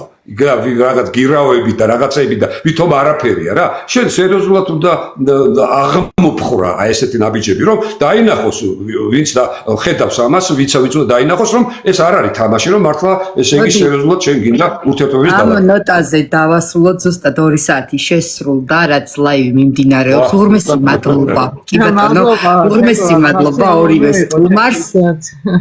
ხო, ანუ საინტერესო იყო და დინამიურობიდან გამომდინარე ისე გაიპარათ, რომ ვერ მინდა დავამატო რა, ერთი სახელმწიფო ერთი კიდე დავამატო რა. აი აქ წავიკითხე რა, როგორ გამორჩა. გულბათ ცხილაძის დაკავება და დაჭერა. ეს არის უსამარცხინოესი, ესე იგი, ფუძელი საერთოდ. ესეთი ადამიანის, რომელიც არის აი მართლა გულხურვალი პატრიოტი, ყოველგვარი ურა პატრიოტობის გარეშე, რომელიც საქმეს აკეთებს, რომელიც არავის არაფერს არ უნებს და მხოლოდ მოქმედებს კანონის ფარგლებში, იმისი აი ესე დაჭერა, არა და ეხლა ციხეში ტანჯვა იმისი, არა, ეს არის სირცხვილი და სამარცხვინო ქმედება. აი ეს მინდოდა მე თქვენ ბოლოს. ბატონო. უღრმესი მადლობა ორივე თქვენთაგან სტუმრობისთვის, ეს მნიშვნელოვანი თემის გაშლისთვის და მინდა ვთქვა თუნდაც ბარამიძის ნაწილში რამოდენიმე სიტყვით, როდესაც ხელისუფლება როგორც სახელმწიფოს წარმომადგენელი ოფიციალურ დონეზე არ აყენებს აი ესეთ ფაქტორს, ასეთ საკითხზე რეაგირებას არ ახდენს ოფიციალურ დონეზე, კონკრეტულად მე თქვენ და ვიღაც თუნდაც რიგი ოცნების პოლიტიკოსის განცხადებები ამ საქმეს ფაქტობრივად ვერაფერს ვერ მოუტანს და ვერაფერს ვერ შეცვლის. სახელმწიფო დონეზე თუ არ დადგა საკითხი მსგავსი მავნებლური ქმედებების აღკვეთის და სამაგალითო თუ არ გახდა, ხო? მშვიდობიან საღამოს გისურვებთ ხალხო, უღრმესი მადლობა მაყურებელს 2 საათი გვისმენდით, ლაიქებით და კომენტარებით გვანებილებთ ესეთი ურთიერთობების. ნახვამდის. მადლობა, ირმა, მადლობა. ნახვამდის თქვენს აუდიტორიას. გაიხარეთ, მშვიდობიან ღამეს გისურვებთ დროებით. გაიხარეთ, ნახვამდის. კარგად მზადდება.